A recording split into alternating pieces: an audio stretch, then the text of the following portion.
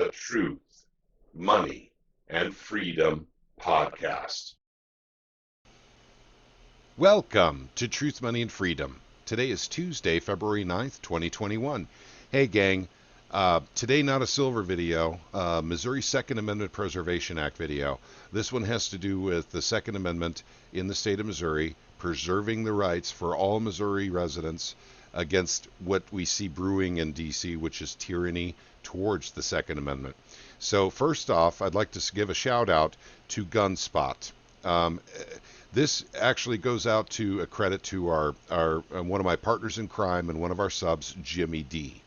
And Jimmy D has been one of my partners in crime on the Second Amendment Preservation Act in getting this legislation forward as much as possible in the public eye. And he brought Gunspot to my attention.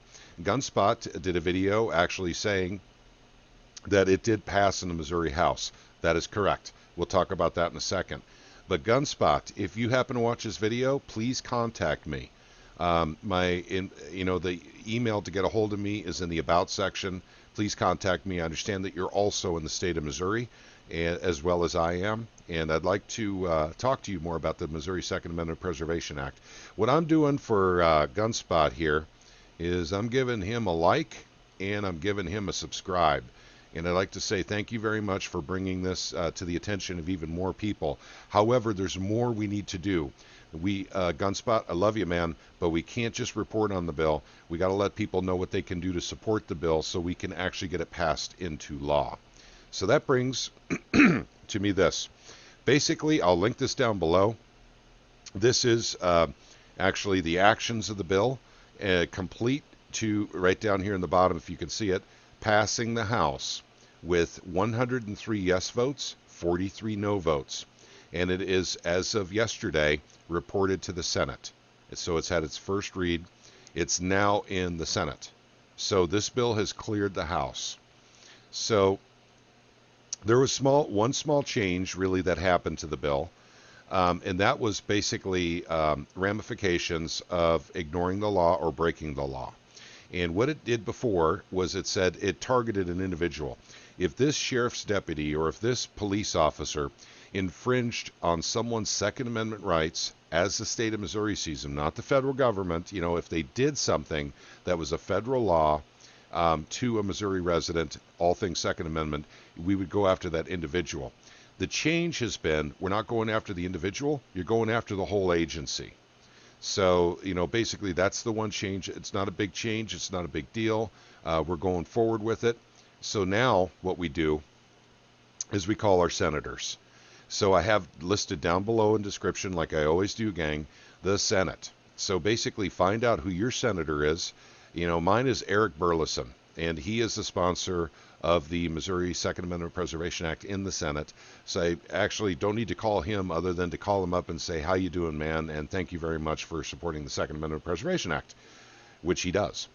So call your senator, please. The directory is listed down below. And also, I'm going to ask for one more thing. This is important. Let's call our sheriffs. Our sheriffs have they've kind of provided a little bit of resistance on this.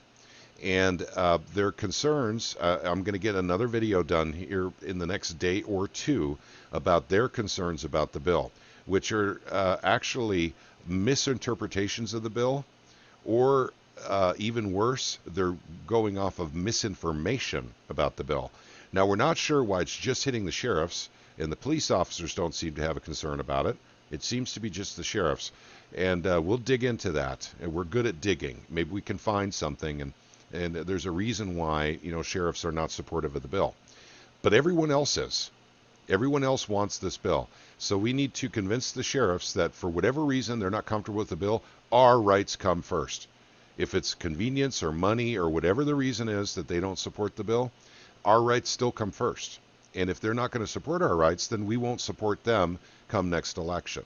So it's time to take a hard line, gang. There's a lot of crap brewing in D.C. right now. You guys know this. H.R. 127, libertarians become terrorists, restrictions on firearms like crazy, new tax stamps, on everything under the sun, confiscations, red flag laws, it's all brewing in Washington right now.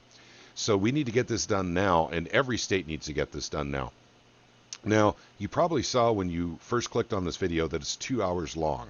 There's a reason for it. I'm attaching to the end of my short video over 2 hours of footage from the Missouri House as this bill was going through its perfection hearing and was ultimately passed.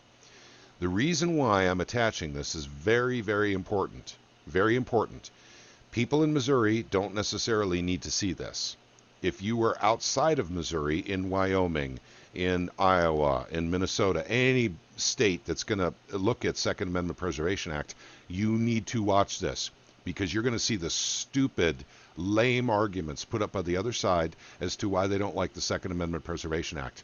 As opposed to liberals coming out and saying, we hate guns and we don't want residents to be able to protect themselves. We want bigger government with more law enforcement so that people don't have to carry guns. That's what they really want to say. But they don't say it because it's unpopular, and they know they will not get reelected if they say that. So what they say is things like, well, if we're suing an agency for taking away someone's rights, we're actually defunding them, aren't we? Yeah. Guys, watch the video, all 2 hours of it. You'll see what I'm saying. It was so transparent. It was actually really, and it actually depressed me and made me sad in a way that they were so transparent with those weak arguments. Those of us who have been fighting this fight for a long time, we see the weak, lame arguments from the other side of it. A well-armed society is a polite society, but if only certain people are allowed to be well-armed, then it becomes totalitarian. We've seen this time and time again, country after country, decade after decade. We've seen this. We understand it. We know it. But we see what's going on in Washington, which is very similar to what happened in Nazi Germany. That's right. I called it out the way it was. What we're seeing in Washington, D.C. right now as far as restrictions on the Second Amendment are very similar to the restrictions on firearms that were done in the end of the Weimar Republic when Hitler took over in Nazi Germany. Registration. That's a big one. If you can register the guns, you know where you need to go to collect them. So that's why they want to register firearms. It's not to stop crime, gang. It's not to stop crime. It's to protect themselves from an angry populace as their rights get taken away, as their taxes go up, as their lives become worse because of decisions made in Washington, D.C. So registration of firearms ultimately leads to red flag laws, which leads to outright confiscation. So, and I'm going to make another video on that very soon. The similarities between what's going on in Washington, D.C. right now with the Second Amendment and the Weimar Republic going into Nazi Germany.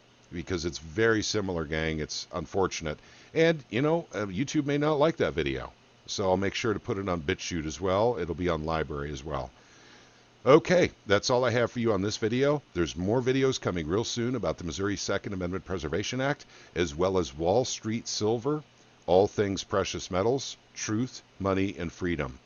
Thank you very much for taking a few minutes out of your day. Please watch the rest of this video if you are not in the state of Missouri and you have this bill on your state docket, the Second Amendment Preservation Act.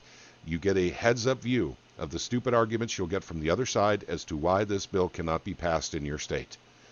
All right, gang. Thank you for watching. May God bless each and every one of you. Take care, gang. House Bills for Perfection, and I ask that you recognize the gentleman from Christian for a motion on House Committee Substitute for House Bills 85 and 310. Gentleman from Christian. Thank you, Mr. Speaker. I move for the perfection and printing of House Bill 85. The gentleman from Christian has moved that House Bills 85 and 310 be ordered perfected and printed. Gentleman from Christian. Thank you, Mr. Speaker. I move for the adoption of House Committee Substitute for House Bill 85 and 310. The gentleman from Christian has moved that House Committee Substitute for House Bills 85 and 310 be adopted. Gentleman from Christian. Thank you, Mr. Speaker. I move that the title for House Committee Substitute for House Bill 85 and 310 be adopted. The gentleman from Christian has moved that the title for House Committee Substitute to House Bill 85 and 310 be agreed to. Any discussion on the title? Seeing none. All those in favor of approving the title, say aye. All those opposed say no. The ayes have it. The title of the bill is agreed to. Gentleman from Christian. Thank you, Mr. Speaker. Mr. Speaker, House Bill 85, the Second Amendment Preservation Act, also known as SAPA, isn't a new bill. It's an established bill. We've seen this bill for many years. In fact, in 2013, 2014, this legislature approved SAPA. They passed it through the House and the Senate, went to the governor, who was then the Democrat, Nixon. He vetoed the bill. We missed the override by 1 vote. Had this not happened, we would have this into law right now. It would protect our Second Amendment rights in the state of Missouri from an overreaching federal government. I think it's important to remember why we create laws. There are two main reasons. One is to protect the general safety of society and to ensure our rights as citizens against abuses by other people, organizations, and by the government itself. Article 1, Section 2 of the Missouri Constitution clearly outlines what we do in this body.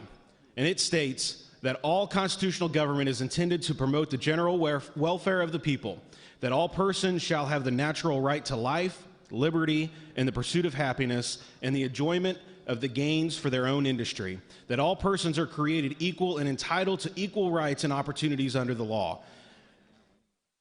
It gives security to these things in the principal office of government, and when government does not confer this security, it fails in its chief design. Mr. Speaker, if we fail to protect the Second Amendment rights from an overreaching government as a government entity or as law enforcement, we have failed in our chief design. We have failed our constituents. The Second Amendment Preservation Act was designed to protect the liberty discussed in the Constitution. This legislation is founded on the anti-commandeering doctrine. It's a well-tested doctrine that has been upheld by the United States Supreme Court on many levels. Basically what that says is that our resources can't be commandeered or used to enforce federal law. We can't be forced to enforce federal law. We're not saying that federal agents can't enforce federal law in Missouri. We're just saying we're not going to help in the federal prosecution. By doing that, it essentially stops the federal overreach. You've most recently seen that here in the state of Missouri. The anti-commandeering doctrine has been used for the medical marijuana laws that we have in the state and many other states. It's still against federal law to have marijuana. But in the state of Missouri, we just say we're not going to enforce the federal law on marijuana laws. We're using anti-commandeering doctrine for that. The other recent that you've seen was on illegal immigration, sanctuary cities. Those cities and those states use the anti-commandeering doctrine to implement that. They basically tell the federal government, you can't tell us how to use our resources. The bill is pro-law enforcement. This bill is just about much about protecting our Second Amendment rights as it is supporting our law enforcement. We don't want our law enforcement to have to go in to make these decisions whether or not to abide by an AR-15 ban because it's a scary black gun. We don't want our law enforcement to have to make the decision whether or not they're going to go take a 30-round magazine or a semi-automatic pistol because it has more than 5 rounds, which is what is being suggested. If there's any confusion on what the Democrats in Washington, D.C. want to do, look no further than the House bill that was recently filed. That bill literally does everything, the wishes that the Democrats have said that they want to do for years. They outlaw or they ban AR-15s. They ban semi-automatic pistols. They ban certain round magazine capacity. They implement tax that basically stops any future gun purchases, except for by the most elite, the ones that can afford it. So the average everyday citizen won't have the ability to go purchase guns and ammo under this bill. It makes you register your weapons so the government knows who has what weapons. It further restricts our Second Amendment rights. And I don't know about you, but I think Missourians know what's best for Missouri, not some congressman or congresswoman from California or from Illinois or even from Texas. We know what's best for our state. We as representatives represent 36,000 people in our state. We don't represent 700,000, which is the average congressional district. We know what's happening in our district. We have a really good pulse. And if you don't, look no further than in 2014 when Missouri passed Article 1, Section 23 of the Missouri Constitution to ensure our rights are protected, our gun rights are protected.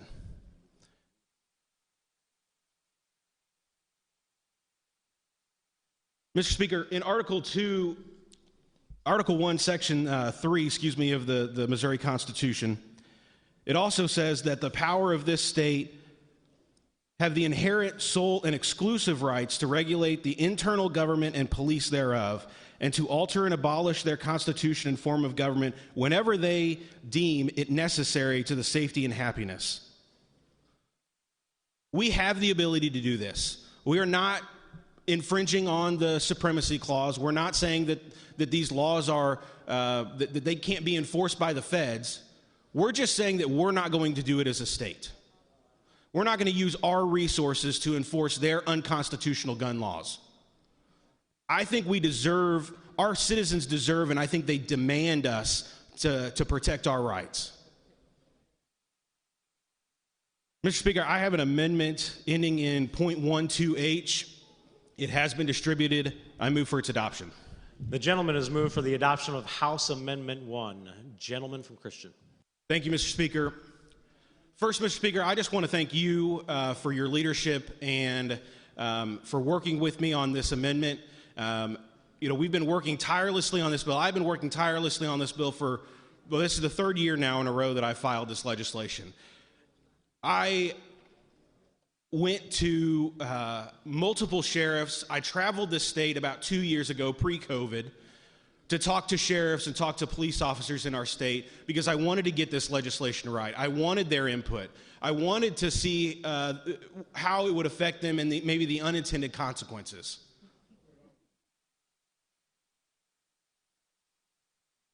The only amendments that I've been brought are amendments that gut the bill. And I wasn't willing to do that. I'm not willing to risk the Second Amendment rights of law-abiding citizens.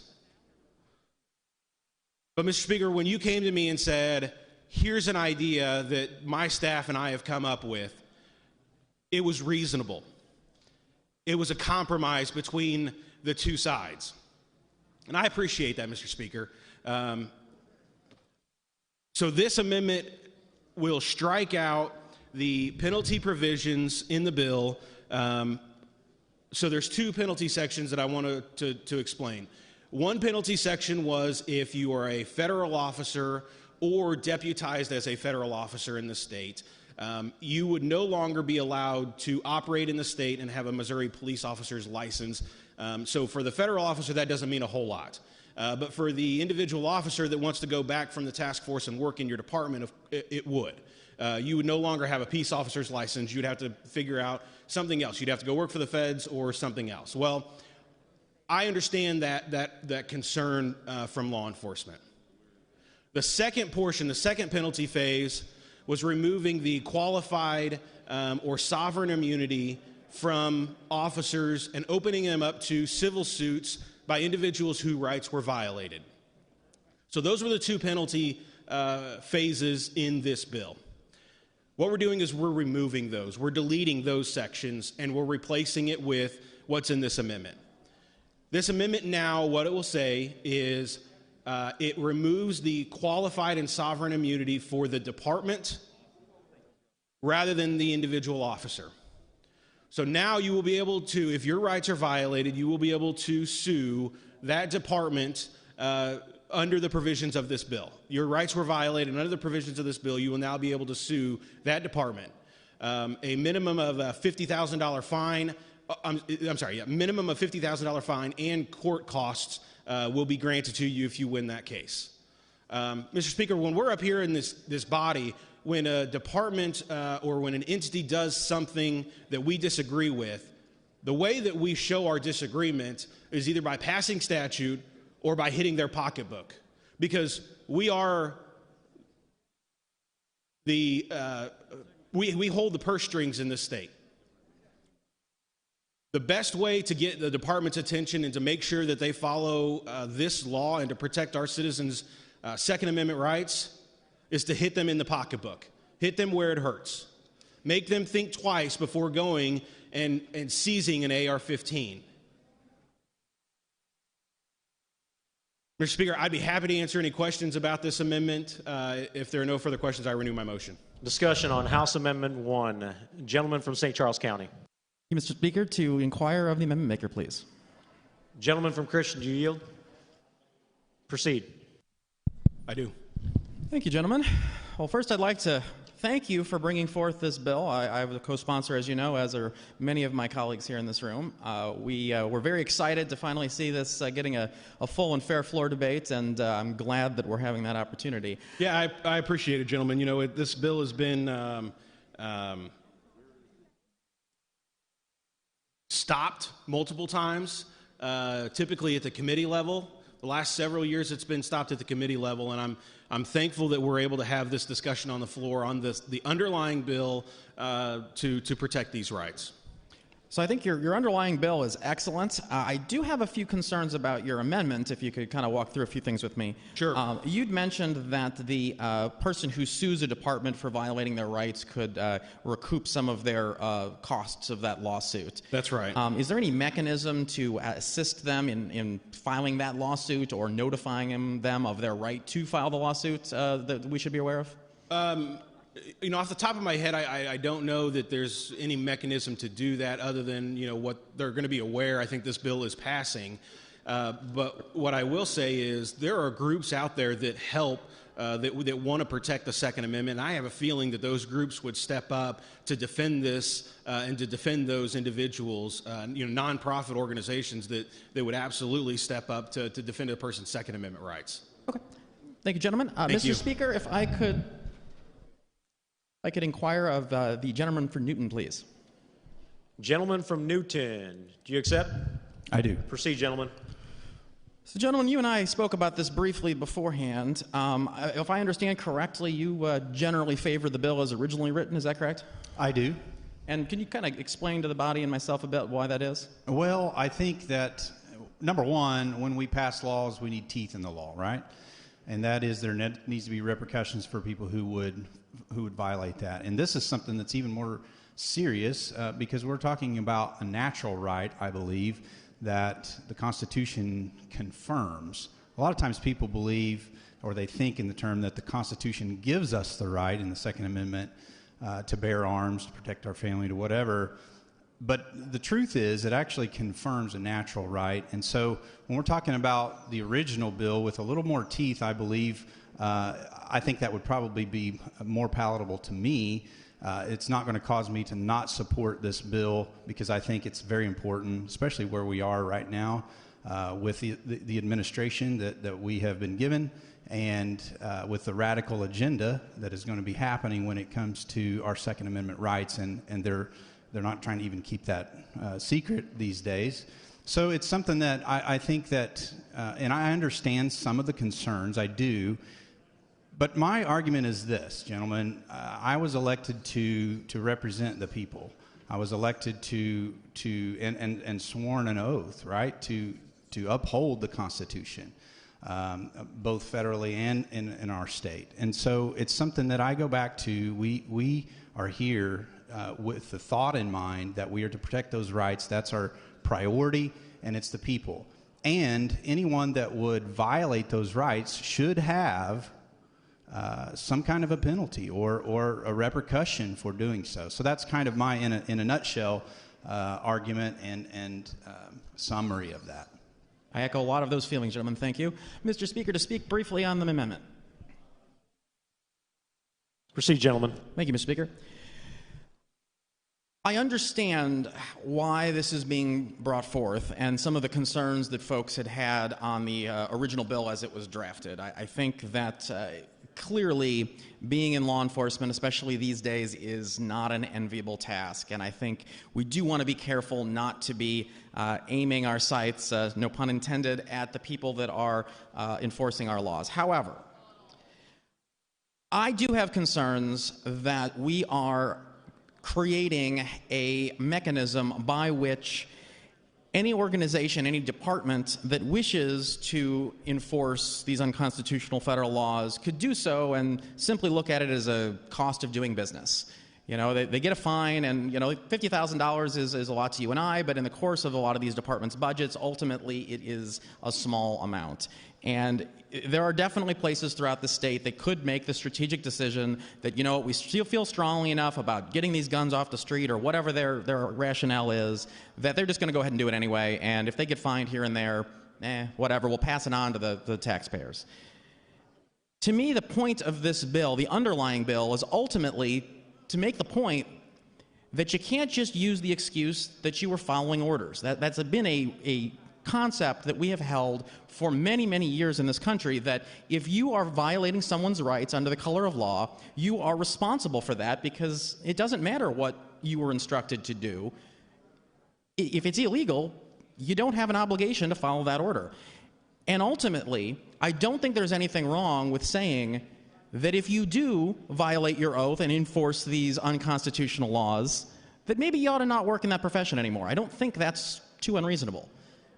Because ultimately, we want the people who work for us, the people at all levels of government, whether that's law enforcement or in any of the departments of the state, to recognize that they have a personal responsibility to make sure that they are the final firewall between the people and their rights. And ultimately, we need to keep those motivations focused at the individual level. It's exactly the same as any one of us. If I were to commit a crime while I'm on company time at work, sure, my employer could probably be sued because I was representing the company at the time I committed that crime, but that doesn't absolve me from personally being responsible for my actions. And the fact that my manager might have directed me to commit that crime isn't going to get me off the hook. It shouldn't be any different when you work for government. So ultimately, I will be opposing this amendment, but I will be supporting the underlying bill. Thank you, Mr. Speaker. Further discussion. Gentleman from St. Louis City. Thank you, Mr. Speaker. To inquire of the amendment maker. Gentlemen, you accept the inquiry? I do. Proceed. Thank you, gentlemen. So this is an interesting amendment. I actually appreciate the change you're trying to make. I didn't like the idea of holding our individual law enforcement officers personally liable in dollars, or making it where they could never serve as law enforcement in our state again if they, you know, in good faith were working with the feds on a joint task force or something like that. I understand that's what you're trying to change here. Is that right? Yeah, so that's right. So it doesn't hold the individual liable any longer. It doesn't remove their sovereign immunity or the qualified immunity. It would be against the department rather than the individual. And again, like you said, they would still be able to operate as a law enforcement officer in Missouri. That's a good change, I think. Although I hear you say, when we disapprove of the way a law enforcement agency is behaving, we should hit them where? In their pocketbooks. In their pocketbooks, yeah, that's what you said. Yeah. So in other words, if we don't like the way a department is behaving, we should defund the police. No, gentlemen, that's not exactly what I'm saying at all. I think what it's exactly I'm saying is, what you're if they're saying. violating our Second Amendment rights, that should hit them at the pocketbooks. If we don't like what they're doing, if we think they're misbehaving, gentlemen, if they're violating people's rights, their funding, I'm not taking away the funding like what your party is saying. You what say I'm you're not taking away their funding. Is we want to prevent them from violating our rights. Understood. So, gentlemen, what I'm suggesting is to have a penalty. So each time that happens, there's a penalty involved. So for violating people's rights. They think twice about it, so they're not going to do it. I don't want them to do it. I don't want them to violate someone's right. I don't want to take this money away. Gentlemen, I agree. But you I don't do. Want you want to take the money away. I've never said that. Oh, in fact, in this body, you've repeatedly cut funds to law enforcement in the last few years.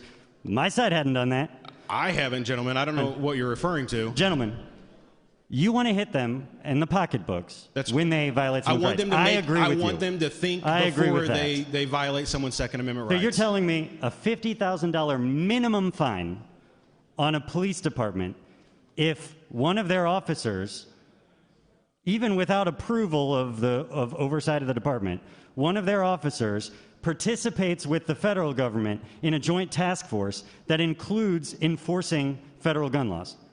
That's right. So if they're enforcing a federal gun law and it doesn't go to the state, then they would violate the provisions of the Second Amendment Preservation And just to be Act. clear, that's not just the law enforcement officer directly enforcing federal gun laws. It's that he's giving aid to federal enforcement who is working on a joint task force about violent crime.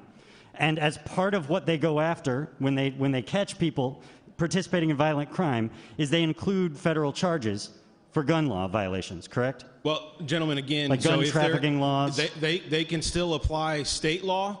They can enforce state law. They can send the prosecution to the state. But if they are enforcing federal law, then I would agree with you.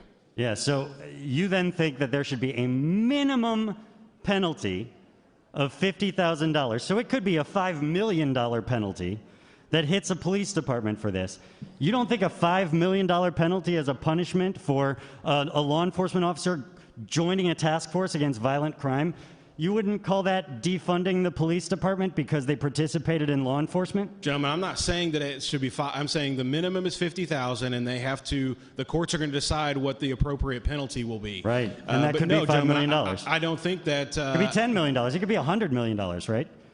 Gentlemen, I can't tell you what And that would come out of the law enforcement agency's budget, right? I'm sorry? The law enforcement agency has to be able to pay for that. Well, right? I would assume that it would be probably their insurance company that would step up and pay. Have you for talked that. to them? Do you know if it would be an insurance company? Gentlemen, I don't know, but that I would assume Seems like an that's important thing typically to know how before they're offering an amendment like handled. this on the floor. You I'm don't sorry? even know who would pay for it? Gentlemen, it would come from the department, so whether or not, whatever mechanism they have set up, I can't tell you every individual department. I mean, that would be silly. I mean, that we have hundreds of Have you heard departments in from the any state. of them about how they would pay for it? No, not specifically Have how you they heard would from pay any for local it. governments on how they would pay for it? No, not specifically, gentlemen. Okay. Now, I also want to be clear. So this bill, the underlying bill, makes it so that any federal gun laws that are not in our state gun laws would be subject to this, correct? Say that again one more time. You mentioned like dealer licensing. Dealer licensing is only a federal process, right? Federal law. We don't have any state laws about dealers having to be licensed. I'm not positive, gentlemen, but I would agree that the dealers are licensed on a federal level. So if somebody's just opens a business, starts selling tons of guns without a license, without performing background checks, without doing any of the things that are required under federal law, you're now going to, if our local police department even alerts the feds that this is happening, that police department could be sued by this illegal gun dealer for millions of dollars. Gentlemen, it's still against federal law, so if the feds come in and That's not the deal question. with the situation, If our then law absolutely. enforcement officers alert the feds that this illegal dealing is happening, that somebody is literally on the street corner with a pop-up of guns that they're selling to people without a license, and a police officer calls the feds and says, hey, we've got somebody that is violating federal law and dealer licenses. If they're You're violating saying now state law, that person that was on the street corner selling guns to criminals, no, without because that's background against checks. Missouri law. What you just said is against Missouri law. What law? It's against Missouri law to sell to an illegal or a prohibited if possessor. they know, but if they're not performing background checks, they might not know who they're selling it to. They're selling it to whoever walks up to them and says, here's some cash. Gentlemen, That's legal under Missouri law, is it not? gentlemen, it's legal under federal law to do that as well. No, it's Yes, it legal is. under Missouri law. But it's illegal. No, that's not true. It's legal under federal law It depends. to sell It as an depends how many individual guns to they're another selling. individual. Depends how many guns they're selling and whether they become That's subject right. to So dealer then it would licensing. fall under federal law. But if our police officers inform federal agents that this is happening, or try to enforce federal law, you're saying they should be subject to a multi-million-dollar lawsuit from that illegal gun dealer. Gentlemen, I'm saying that we need to enforce state law as state officials. Right, and that we should be punishing our police departments if they enforce federal gun law. We should be holding them accountable. Mr. Speaker, I have an amendment to the amendment ending in .16H, and I move for its adoption. The gentleman from St. Louis City has moved for the adoption of House Amendment 1 to House Amendment 1. Gentleman from St. Louis City. Thank you, Mr. Speaker. I tried not to get too technical with this amendment and keep it simple. It simply says that, notwithstanding the rest of this bill, these provisions would not apply to federally licensed firearm dealers or to task forces pursuing violent crimes. Now, I think this could be better. Frankly, if I'd had a little bit more time, I had some confusion on when this was happening, I might have fleshed it out a little bit. But I think it's really, really important here that we make sure that our law enforcement agents in this state are able to work with federal agents and actually enforce dealer licensing laws. Make sure that our licensed dealers are doing what they're supposed to do. Make sure that if they find out they're not and they're selling guns illegally, that they can let the federal government know, even if we're not going to directly enforce it, they can let them know and not subject their department to defunding. That this legislature is not going to defund the police through the courts because they're enforcing dealer licensing laws. Now, I would ask the people in this body to consider going back to your constituents and simply ask them, do you think that dealer licensing laws should exist? That there should be a license to sell a lot of guns? And that you should have to perform background checks as part of those sales? I think you'll be surprised that the vast majority of your constituents, even your proud gun-owning constituents, are going to say, yeah,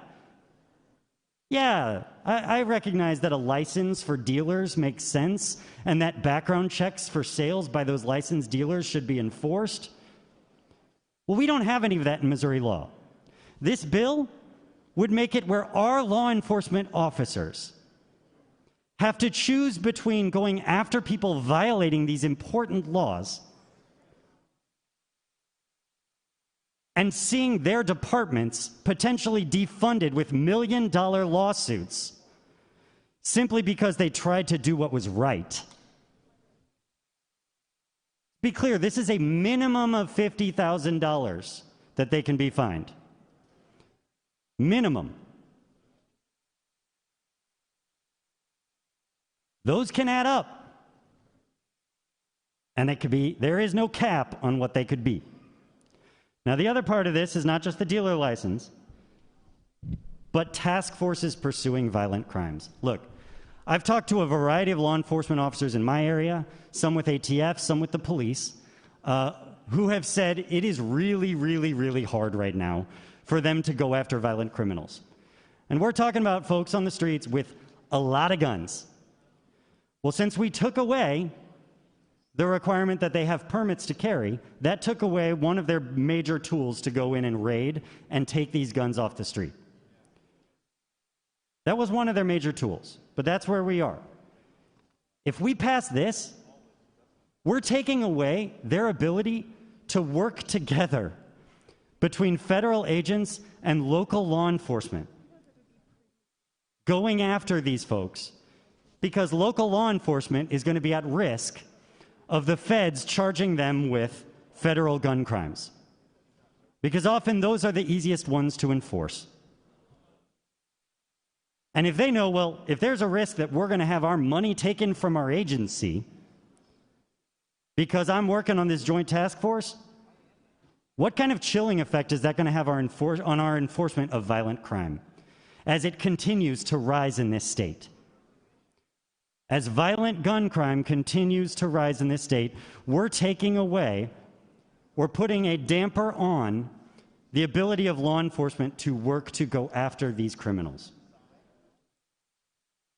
I would ask the body to support this amendment and simply say we're not applying this to joint task forces on violent crime, and we're not applying it to enforcing federal gun licensing laws. Thank you, Mr. Speaker. Further discussion on House Amendment 1 to House Amendment 1. Gentleman from Christian.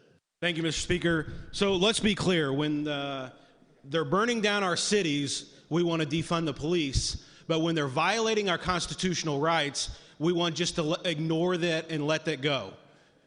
We think it's okay for them to violate our constitutional rights and not hold them accountable, but when they're actually doing their jobs by not allowing our cities to burn, we want to defund them. That's what this amendment does.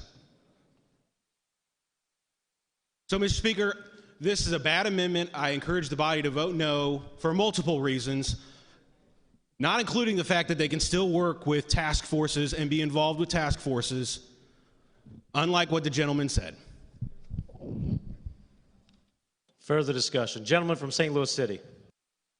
To inquire the gentleman from the Meredith District. Gentlemen, do you yield? I do. Proceed.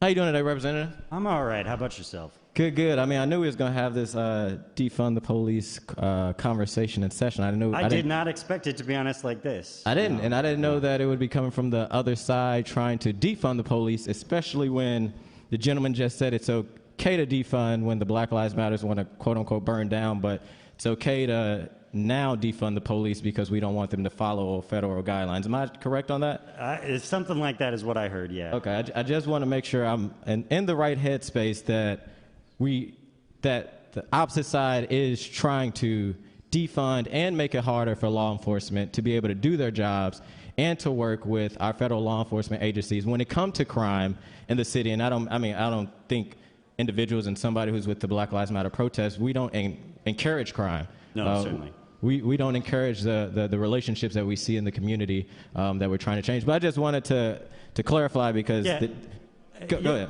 You know, I really think it's important that what we're talking about here is... Lady, state your point of order. The conversation going on right now is about defunding the police and not the right to bear arms and what we're speaking of. So, Mr. Speaker, this is not germane to our topic. Thank you, Mr. Speaker. I would just simply remind the body to keep the comments confined to the bill at hand. Proceed, gentlemen. Thank you, Mr. Speaker. You know, all I was saying is what we're talking about here, literally in this amendment, or in the underlying amendment, is literally taking money from police departments via penalties. So whether we're talking about an initial budget or we're saying that they have to come up with higher insurance premiums and potential coverage for $1 million settlements or $1 million lawsuits and judgments. That is defunding the police as a result of things that people in this body think that police are doing wrong. Correct. And so for them, they're saying what police are doing wrong is enforcing federal gun laws, like making sure dealers are licensed. Correct. And they're saying as a result of that, they should be facing penalties at the pocketbook. And yet, I guess what I've heard from advocates on the defund movement, what I hear is there should be a pocketbook hit as a result of violating other civil rights. Correct. I think maybe that's some agreement they can have in the future. But so we're on the topic and don't get point of order. Sure. Your language is trying to clean it up so that these provisions that these local departments could potentially get would take the strain off of them, especially knowing that we're quote unquote low on law enforcement. That's why we passed the residency bill to make it easier for law enforcement. But this seems to be going 2 steps back to make it harder for law enforcement to do their job. Am I correct? Absolutely. I mean, I think it's clear to all of us that it is difficult for law enforcement to address gun violence right now. Absolutely, now, and I can tell. Many of us will point to the fact that we haven't done enough on the root causes of gun crime to address that, or making sure we're responding to some of the other problems that lead to gun crime, and that it shouldn't all be on law enforcement to do. However, right now that burden is largely falling on law enforcement to respond to gun crime. And what we're saying in this bill is that if they do their best to work with agents outside of our city. I mean, think about the agents that President Trump sent into cities that were supposed to be helping go after violent criminals. Right now, this bill passes, it's going to make it so our law enforcement officers are going to go, I don't know if we can work with federal agents to go after gun crimes, because they're likely to use federal charges in the process, because those are the tools in their tool belt. We're taking away their tools in the tool belt to go after violent crime, and if they do it in good faith, trying to address violent crime like we want them to do, they're risking their department's funding. Correct. I'm sort of blown away by that, to be honest. I was blown away when I read it, and I was like, so we're penalizing law enforcement officers for trying to work with federal agents to reduce crime.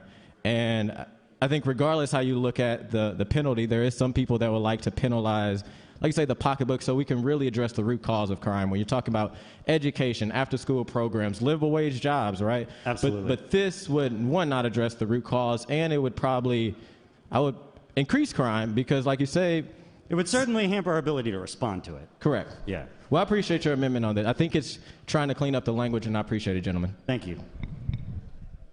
Further discussion. Gentleman from Pike. Thank you, Mr. Speaker. To inquire of the gentleman from St. Louis City. Gentleman from... excuse me, Mr. Mayor, from the Meredith Gentleman District. from the 80th, do you accept? I do. Proceed.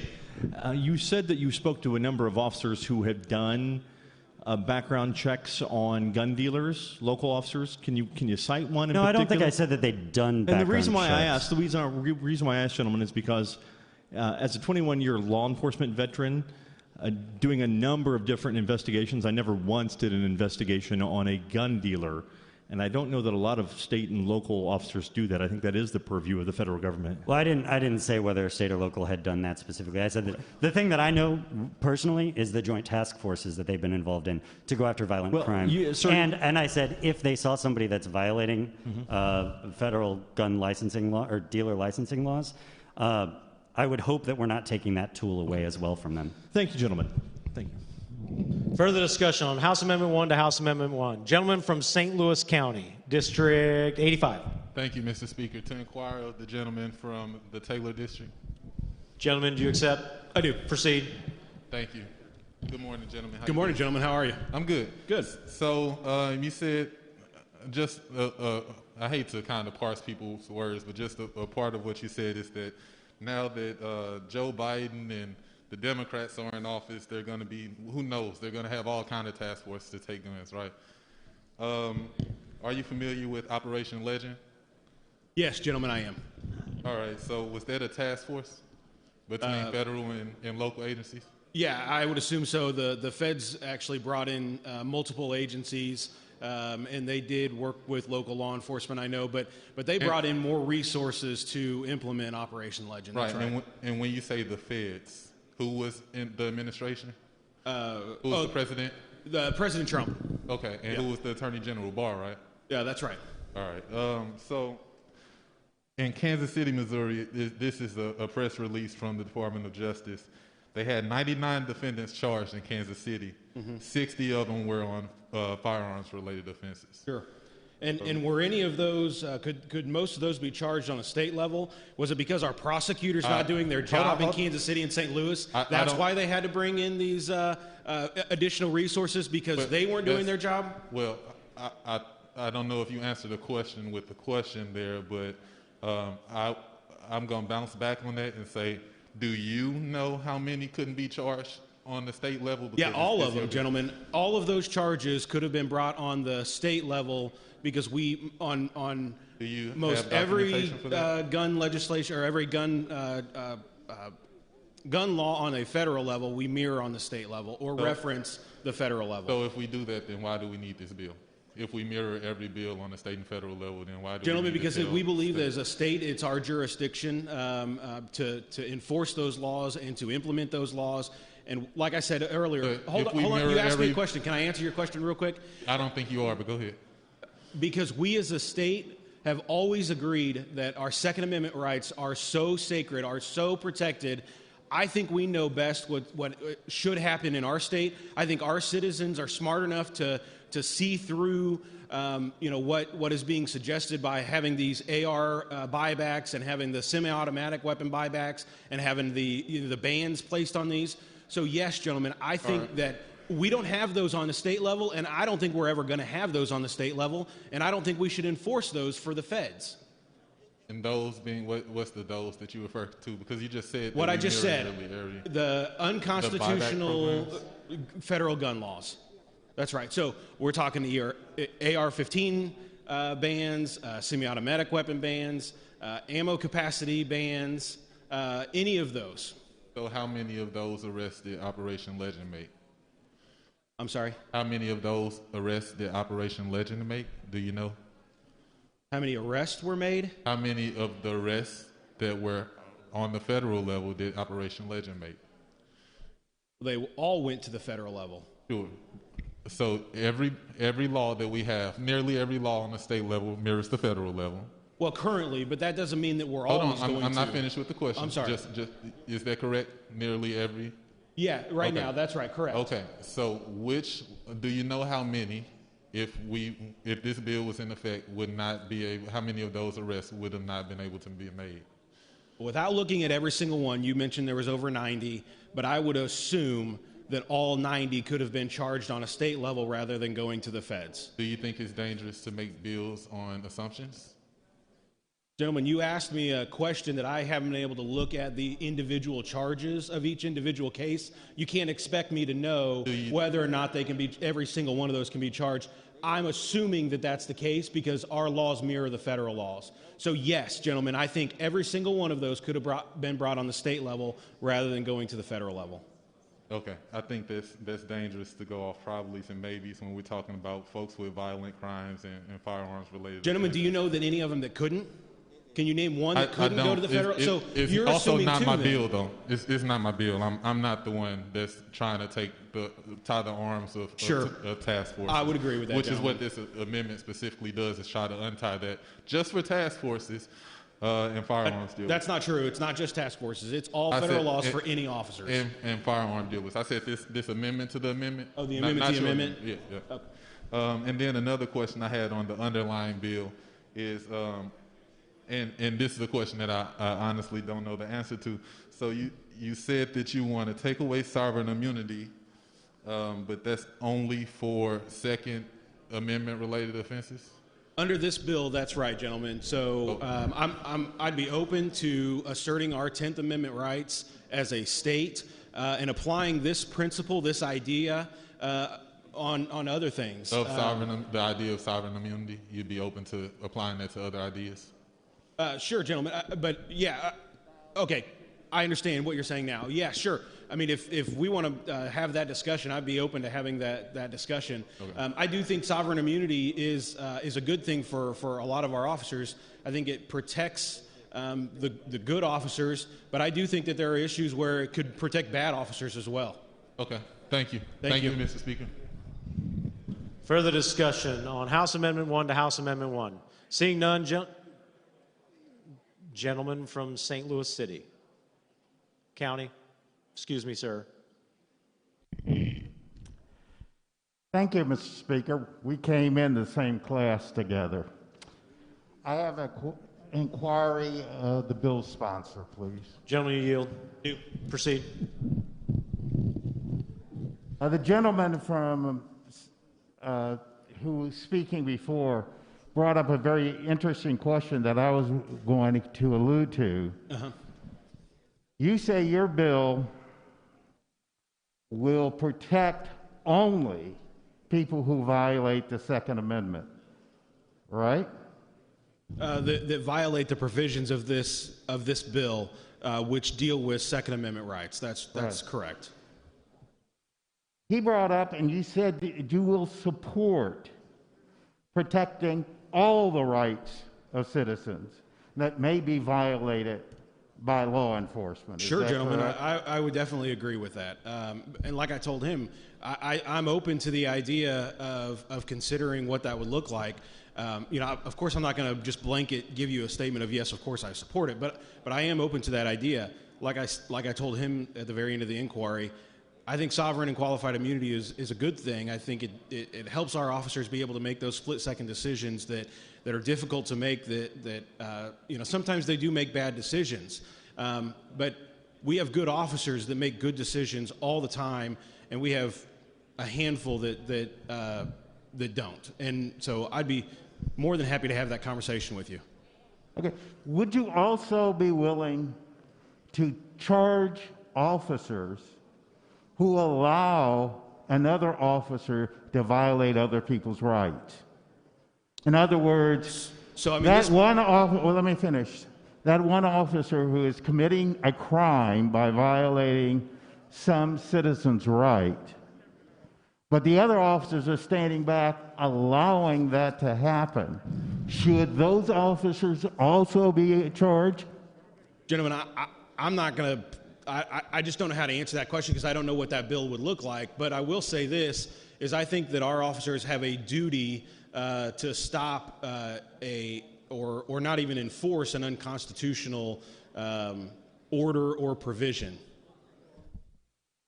Okay. In other words, you're saying that you're willing to look at, in a sense, charging these other officers like we charge a criminal who is involved in a criminal action, but you're crossing. Gentlemen, I don't know. I'm from the old school in this house, and so you're not supposed to do that. But yeah, gentlemen, I don't know what that looks like. I don't want to give you a blanket statement. I mean, we're not talking. That has nothing to do with this bill. I know, it's something else. So I'm happy to have that conversation. But just as far as this bill, I mean, I'd like to stay on topic of this bill. I know, that's what I'm trying to get at, down to the weeds. If we can hold other secondary officers like we hold somebody who's just driving the car in a bank robbery. That has nothing to do with this bill. I know, but Okay. I think it should. Well, because if you say you're going to hold the department responsible for one officer, why not to hold the department responsible for all officers who are violating rights? Well, that's what this bill does specifically to the Second Amendment. But again, that's Well, why not that's all not about rights? what you're talking about is a completely different bill, a hypothetical. It has nothing to do with this legislation. Well, thank you very Thank much, you. sir, for the inquiry. I would like to say it is not hypothetical that police officers do violate people's rights. It is not hypothetical, and watch other officers do it and do nothing about it. Further discussion. Lady from St. Louis County. Thank you, Mr. Speaker. To inquire of the amendment maker, please. Our bill handler. Gentleman from Christian, do you yield? I do. Proceed. Good morning, gentlemen. Good morning. How are you, lady? I'm well, thank you. So I agree with you. I'm 100% with penalizing police and police departments who violate constitutional rights. I appreciate you saying that you are willing to entertain conversations about various other rights. So I'm going to ask you, how willing are you to put an amendment on this bill about chokeholds? Because in my opinion, and I'm sure some folks will agree with me, that it's a violation of my pursuit of life specifically and pursuits of happiness and et cetera, to be Sure. choked out when I'm not actually charged with a crime. Lady, and I respect your opinion. I respect the idea of and the principle under that, Sure. that amendment. It just doesn't fit on this bill. It's a I get that you're being Yeah, but- Second Amendment That's specific. right. Yeah, However, we're talking about constitutional rights. So Well, for this it's bill, very because the title, specific about wait a right minute, to bear Wait a arms. minute, right? Because the title has changed. I'm just asking, just for future reference, because if we were to file this bill, I just want to make sure that I have that support. I'm all about constitutional rights. And look, if the police, I'm sure they would have come to testify against your bill or raise some issue. I'm going to let them battle that out.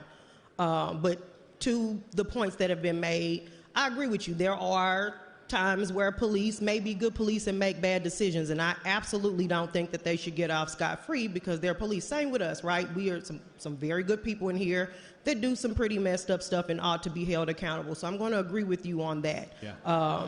Lady, I just want to know that we would have support because the Second Amendment right is an important right. It's a right. And I'm from the school of rather being judged by 12 than carried by 6. So I'm going to agree with you on that.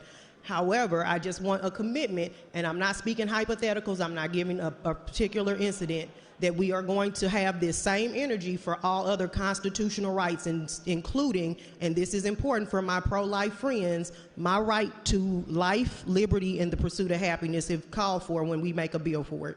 Sure, lady. I am open to that idea. I think that we need to have the discussion. I think we need to discuss all, take into consideration all sides of the argument. But lady, I don't know how you feel about me or my amendments or my bills, but I try and be fair. I try and apply my principles across the board. so I'm not hypocritical. Sure. I'm pretty neutral on people's personality. We work together. I probably fail on that, and I'm going to, say that I do. I'm not perfect. Sure. But I'd be more than happy to talk with you. I just don't think it fits on this bill. The title hasn't changed. It's still right to bear arms. Sure. It's actually the Second Amendment Preservation Act. So I think the discussion needs to be had. But it doesn't fit on this bill. But I would be happy to talk with you further about it. Really quickly, if I may, and please indulge me. So as I understand it, and I'm a budding historian, the right to bear arms and the whole well-regulated militia is actually the people's right to protect themselves and bear arms against their government when called for. Am I right or wrong? Are you familiar? I would agree with that. That's one of the components. I would say one of the main components. Sure. Sure. So when we feel that we have an oppressive government that includes law enforcement that may be the government, the Second Amendment doesn't just give us the right to bear arms against our neighbor who may be breaking into our homes. It gives us the right to bear arms against an oppressive government, right? Sure. Okay, I'm just going to put a pin in that because I feel it will be relevant for a conversation later. Lady, can I ask you a question? Absolutely. So you had mentioned that you support this idea. Do you support this legislation? Not particularly. I think I would be apt to support it more if the gentleman's amendment gets on there. And to the point that has been made, I'm really concerned about penalizing task force. Living in an area where they're talking about doing things that's dystopian, like spy planes, which I am very against. Yeah. I think when we have That's more... federal level, right? Do we do that on a state? Oh, that's city level. Okay. And county level, rather. And that county level initiative goes over into a county that we're not voting for that. So some of the spy plane that's taking place in St. Louis City will surveil my actual home area where I live, where my house is in it, and I take an issue with that because I don't get to vote on that. But to that point, I want people to be able, or the law enforcement to be able to do things with violent crimes. I don't want to take tools from them that's not intrusive on my right to privacy, which the federal government grants us that is being taken away by this spy plane madness. So I do think that task force are called for. I don't disagree with you about prosecutors needing to do their job rather than do other ancillary things. Yeah. I agree with you on that. I took exception to that. It's unfortunate for Legend's parents to seek remedy in that way. Right. So I don't necessarily disagree with your statement on our prosecutors need to be focused on prosecuting rather than doing other activities. Right. I don't disagree with you on that. Okay. What I do disagree with is, let's call it what it is, it would be defunding the police, because you said yourself that we have some good police that are just trying to do their job. And if by chance they're doing their job and they make a very earnest mistake that didn't cost someone their life, I don't think it should cost them $50,000. It won't. So let's be clear, and I think that's a great point that you just brought up, and I want to make sure that everybody understands this. In this bill, we say that they knowingly have to violate it. It can't be on accident. It's not on a, by happenstance or whatever. It can't be just, oops, it happened. They have to knowingly violate the provisions of SAPA, and it has to be the court has to determine whether or not they knowingly violate it. So that's a pretty high standard. It gets problematic when we have like undercover operations where, and I'm not advocating for the violation of rights. I am advocating for solving violent crimes and things that are illegal that are costing people in my community to lose their lives. That is something I'm willing to support more for the greater good than... Can I ask a question then on that specifically? Would you support the idea of truth in sentencing? Making sure that we are putting away these people for a longer period of time that are the most heinous crimes, that are, maybe they are dealing with guns and drugs in our state that probably need to go away for longer, when right now we're letting them out in a year, if even that long, when they have a 10-year prison sentence. Sure. And I have a problem with that. Would you be supportive of something like that? I think that's a conversation to have with people who are better versed, and I'm not trying to skirt the question. I have my opinions about it, which I'm going to reserve because I'm going to admit that my opinion is steeped in ignorance because I'm not a lawyer. I've had very minimal interactions with the judicial system here, and I'm very grateful for that. So I'm going to admit my ignorance to that, and not really, literally everything that I would say on that, and I think it's irresponsible to say publicly as a legislator that I I'm not going to do that, right? Okay. But I do have my opinions, and when we do talk offline, I will let you know those. But well, I know that the that's bill one thing. itself is. I hear what you're saying. Yeah, I know think that's... this amendment though is called for. And that would make me more apt to support it, but I do think the gentleman's amendment on this bill is called for. Sure. And I think that if we had something like that, if we made sure that these individuals were going away for longer, and we decided to do that as a state, they wouldn't need the feds. I mean, that's why they go to the feds, is because they want a longer prison sentence. I mean, if you ask any law enforcement, that's what they're going to tell you.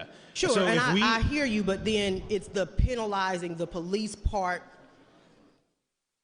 For me, is that part, in that there are some things that they do, and law enforcement and those who work, and I've had friends in law enforcement, there are things that they do that they are doing undercover or for whatever, things like that. I just saw the Black Klansman, where he was a Black Klansman, right? There are some times where people go undercover and do things that aren't just lies. They're just not fully honest and blah, blah, blah, because they're doing it to protect the masses of people. And I think that when we're doing anything, that tends to be the more appropriate course of action. I get that it's a moral dilemma, but if I had an opportunity to save one or save thousands, I think most of us, hopefully, unless it's your mama or grandma, would pick the thousands over the one. And this bill doesn't stop them from doing that. I want to make sure that we're clear.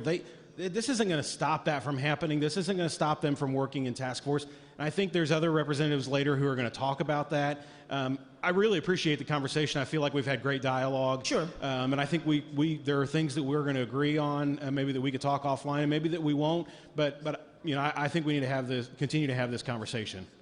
Thank you, and I appreciate the inquiry. It was definitely not a gotcha. I was being very sincere. Yeah. I just hope that the body recognizes that of all the Bill of Rights that Bill of Rights, sure, that we keep that same energy for all of them, not just ones in particular that affect us directly. Thank you, lady.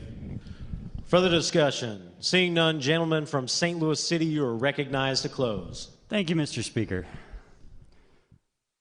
I hear folks in this chamber talk a lot about standing with law enforcement and wanting to protect law enforcement.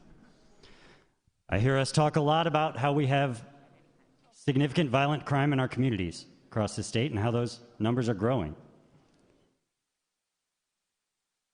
It seems like folks want to support law enforcement until it comes to supporting what law enforcement says they need to deal with violent crime.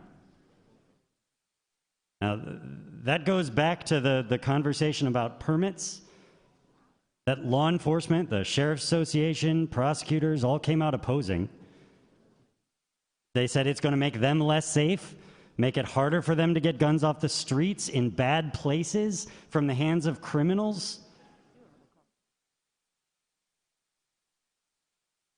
And we ignored them. This body ignored them and passed that anyway because gun worship is more important. Now today, we're talking about a bill that would punish law enforcement officers and, more importantly, punish law enforcement agencies by hitting them at the pocketbook, by defunding them as a result of them doing their best to address violent gun crime.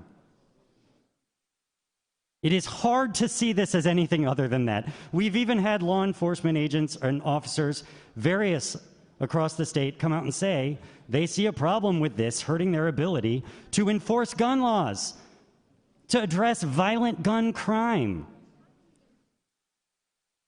My amendment simply tries to mitigate some of that. It still lets y'all pass this Second Amendment Preservation Act that somehow declares what is and isn't constitutional, even though I don't believe we can do that in statute. You can still pass that, but we at least leave a little bit of room for law enforcement to do their jobs dealing with illegal gun sales and dealing with joint task forces with federal agents that they need. They need, because as we know, they don't have the capacity always to handle violent crime themselves. When federal agents come in and say, hey, we're willing to support, and by the way, there are going to be some federal charges involved, We can't tie the hands of our law enforcement officers and tell them they can't participate or they're going to risk being defunded by this legislature. I would encourage folks to give this amendment thoughtful consideration and say, look, if they're simply trying to enforce gun sellers' obligations and trying to participate in joint task forces against violent crime, that they should not face penalties from us. Mr. Speaker, I'd ask for a roll call on this amendment, if I can have 5 members standing. Gentlemen, you have your 5 members standing. You will have a roll call. Thank you. The gentleman from St. Louis City has moved for the adoption of House Amendment 1 to House Amendment 1. All those in favor will vote yes. All those opposed will vote no. Mr. Clerk, please ring the bell and open the board.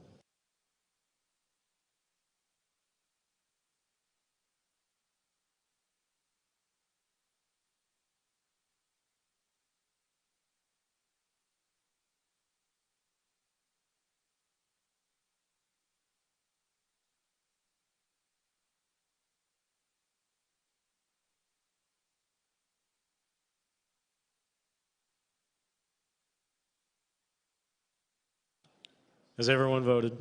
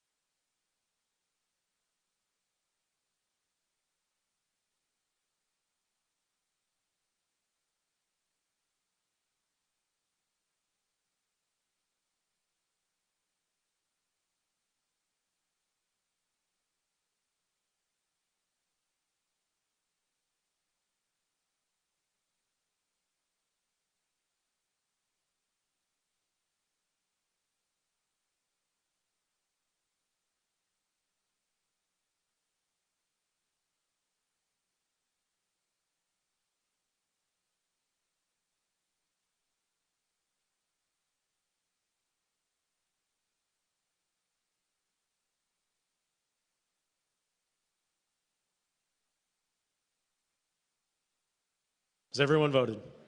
Mr. Clerk, please close the board and tally the vote. By your vote of 43 yes, 108 no, and 1 present, you have failed the gentleman's motion. Further discussion on House Amendment 1. Gentleman from Clay. Thank you, Mr. Speaker. I'd like to inquire of the amendment maker. Gentleman for Christian, do you yield? I do. Proceed. Thank you, gentlemen, for the inquiry. I just want to say thank you so much for your willingness to work on this language. I do think that this is an appropriate move, in terms of accommodating some of those concerns. So I just want to thank you for your work over these several years on an important matter. I want to just take that moment and just say thank you to you for that. Thank you, publicly. gentlemen. I appreciate it. We've worked on this bill for multiple years. And I have been more than willing to work with any law enforcement in the state or any individuals that wanted to work on this. I feel like this compromise accomplishes what a lot of the concerns that I heard, specifically from the Sheriff's Association, so some of the concerns that came from our members, from law enforcement in general. This specific amendment addresses their concerns. Yeah. So just one thing that I think would be worth the discussion on before I speak more broadly to the amendment and the underlying bill. I would imagine you would agree with this, and correct me if I'm wrong. I know that reports that came out of, for instance, the period of time following Hurricane Katrina, right, where there were some issues, some very serious issues at the local level with respect to confiscations. Now, as is the case with anything, you're going to have people on both sides that will at times embellish and whatever, but at the end of the day, everyone understands that there were confiscations that were occurring where people were having firearms confiscated from them as law-abiding citizens, and they found themselves in a situation where they had law enforcement knocking on their door saying, we're here to take your guns. Yeah. And what do you do in that situation? So I think what this amendment does is it, I think, appropriately directs the attention to those making decisions and not the ground level officers, where those who are most responsible for issuing orders of that nature are the ones who have to give an account. Would that not be Yeah, I would 100% agree. And like I said kind of during my opening statement, is this bill was just as much about protecting the law enforcement officer that are on the streets that are going to be doing these enforcements. It was just as much about protecting them as it was protecting the Second Amendment. Absolutely. And this still does that. This still protects that individual officer. This still says you can't do it. Like, you can't obey any unlawful order, which an unlawful order would be to go see someone's guns that are, law-abiding citizens in the state of Missouri. So, yeah, absolutely, gentlemen. I think you're absolutely right, and I hope that it would avoid the situation like you were talking about in Katrina, and I think we've seen in other parts of the country. And I think there's another gentleman that's going to speak here in a minute kind of about that specific, but I agree. Yep, thank you. Mr. Speaker, may I speak on the amendment for a few moments, please? Proceed, gentlemen. Thank you. So I think that what this amendment reflects is an appropriate move to identify the fact that we don't want to put our law enforcement officers, our deputies, our troopers in a situation where they're being jammed up because they're simply in a situation where they might be pressured by the brass, if you will, to do something that they themselves even believe would be not appropriate in light of the Constitution. It's been said that there are officers and others in our state that are concerned about SAPA. I would say that due to my relationship within the context of law enforcement as a chaplain over many years, I've had a lot of conversations with officers as well. I've even had interaction with some federal agents on this particular matter, all under the guise of, hey, we need to get together and talk, but I cannot go on record. SAPA needs to be done, right? And the reason for that is many of our law enforcement officers that are working day in and day out, during the day, in the evening, when we're asleep, they're out on the streets. Many of them have just as much of a love of the Second Amendment as we do, and rightfully so. They've sworn an oath to uphold it, right? They do not want to be put in a position where they have to carry out what they personally believe would be a violation of a citizen's constitutionally protected right. So what this does is it helps them to be able to say, listen, even in light of state statute, we are not permitted to carry out orders that would be in violation of those rights. And if you have a particular officer that does, it's the responsibility of that department, that agency, to police themselves, to maintain discipline and order, and to reflect the commitment that they have sworn an oath to. So the department should bear the responsibility.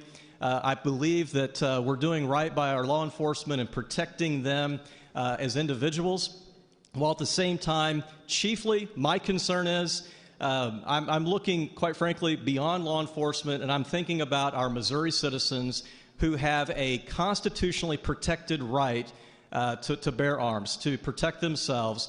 And I think that this is an important matter. I'm grateful for this amendment, and I'm grateful for the underlying bill. Thank you, Mr. Speaker. Further discussion on House Amendment 1. Gentleman from St. Charles County. Thank you, Mr. Speaker. I have an amendment ending in .11H, and I move for its adoption.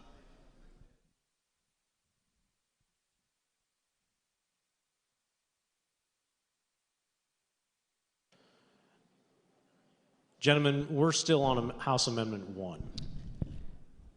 I would. Thanks. Further discussion on House Amendment 1. Gentleman from Cape Girardeau. Thank you, Mr. Speaker. To speak on the amendment. Proceed, gentlemen. Thank you, Mr. Speaker. I rise today to speak on the amendment currently that I am in support of. I originally was not in support of the provisions in the bill that punished our law enforcement. I've been in the NRA for a long time. I'm a life member. I'm a very strong supporter of the NRA, and I would not encourage any federal government to pass unlawful edicts to seize our weapons or other items associated with that, which is, I think, is the intent of the original bill. I believe it to be the intent of the original bill. But I did have the problems with the law enforcement. Serving with law enforcement, my brothers and sisters have a tough job, and I felt that the original language in the bill was going to penalize them for just doing their job by out enforcing the law that they took an oath when they raised their hand for the U.S. Constitution and all the laws of the land and the state of Missouri. And so by the gentleman who introduced this amendment, he heard that concern that I had because he respects law enforcement tremendously, and we were able to come up with these exceptions here to remove the individual penalties from all the law enforcement officers individually associated with that. And he did want to leave a penalty so that if any of our agencies did violate this particular bill, that there would be a penalty for that. And I'd like to point out to the body that as a chief or a sheriff of any agency, you're already subject to lawsuits. So if they would have violated something in this bill without that provision, they could still be sued for violating the bill. So I think the way the amendment's wrote, it's a good compromise. I'm appreciative of the work he's done on this, and I would urge the body to vote yes. Further discussion. Lady from St. Louis City, District 82. Mr. Speaker, to inquire of the amendment handler, the gentleman from Christian. Gentleman from Christian, do you yield? I do. Proceed. Thank you. I have some pretty big shoes to fill when it comes to fiscal review. Okay. So as I was over here doing my work on bills that I know will probably have fiscal notes, my little antlers went up, antennas went up when I heard $50,000. So as the amendment handler, I just want to make sure I understand correctly that this actual amendment from a fiscal standpoint is going to have a fiscal note. Yeah, correct? Lady, I would agree with that, and I don't know what that's going to be. So we're going to have to look at that, in between now and third read, as you know, if there's a fiscal note that's attached to it. Okay, because as an amendment, we don't know ahead of time, so Right. it needs to come through fiscal review to be vetted. Right. So I know that today, if this bill should be perfected, I will be reviewing it Yes. in fiscal review. Yeah, I think that's the case. All right. Yeah. Thank you, Mr. Speaker. Thank you, lady. Further discussion. Lady from St. Louis City. Mr. Speaker, to inquire of the amendment maker. Gentleman from Christian, you yield? Do. Proceed. Hi, gentlemen. We Hello, haven't lady. had the pleasure. How are you? I am well. Good. I have a quick question. Do you know what the definition of defund is? Defund? Yes. Enlighten me, lady. Oh, I'm just asking. Because if you're I talking... don't know the official Webster dictionary. Okay, so it is the active of removing funds from financial places or reduction of financial resources from institutions. Sure, and So can, with the can I be clear? Yeah, let me just okay. really quick. I just want to ask one quick question. So when we're talking about defund, the lady brought up a point of order and saying we're talking about defund the police. I just want to make sure that we're very clear of what that definition is, which is actively what we're doing when we're talking about charging these individual police states, departments, $50,000 potentially for doing their jobs, right? Yeah, and lady, what I want to be clear about is this doesn't just take away money. It doesn't automatically do that. We're not. I don't want people's rights to be violated. I don't want them to sue these departments. I want to avoid that at all costs. So this, in my opinion, is not defunding. This is having a penalty in place if a person or an entity or an individual violates the provisions of this law. But by definition, that's what it is. Well, because lady, we're taking this, but I'm not. It's not automatic. But the penalty is removing. Not Right. But if somebody sues them, the penalty is removing financial resources from these individual departments. So it technically is defunding. Are all suits defunding then, lady? Well, I mean, we've been defunding the police in this body for the last 2 years, but So are we defunding the veterans' homes by suing the medical marijuana industry because that money should be going to the veterans' homes? Are we defunding veterans' homes by allowing those suits to go forward? Well, by definition, that would be that, but we're defunding the police. They're active institutions. We're defunding them by allowing illegal arms dealers to sue them for doing their jobs by reporting something to the federal government. If they're illegal, this bill wouldn't protect them. Right. So what I'm just saying is I'm just making sure, because the lady brought up that we were on the topic of defunding the police. I just wanted to be very clear of what that definition was. Thank you, gentlemen. Thank you, lady. Mr. Speaker, to speak on the amendment. Proceed. I want us to be very clear that we are talking about taking money from law enforcement who have come out hard against this bill. I know each of you have a letter and have received a letter from the Sheriff's Department in Greene County that have been in opposition of this. They said it's problematic. And I'll read you just a quick excerpt from the letter just in case you didn't see it. It says, currently, there's a Senate bill and a House bill, 85, which we're hearing today, that have been introduced to Missouri, which are attempting to protect the rights. However, these bills in their current state are problematic. Unfortunately, these well-intended but misguided bills will hamstring law enforcement officers across the state. I'm gonna just read that one more time. Hamstring law enforcement officers across the state.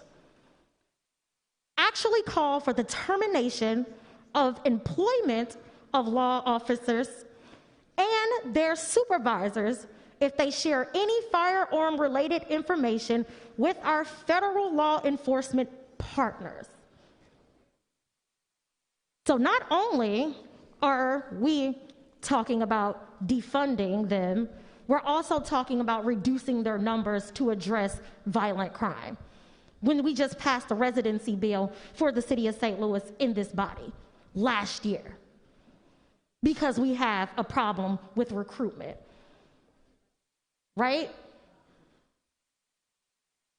So you have law enforcement who has said, and I quote, "This is problematic."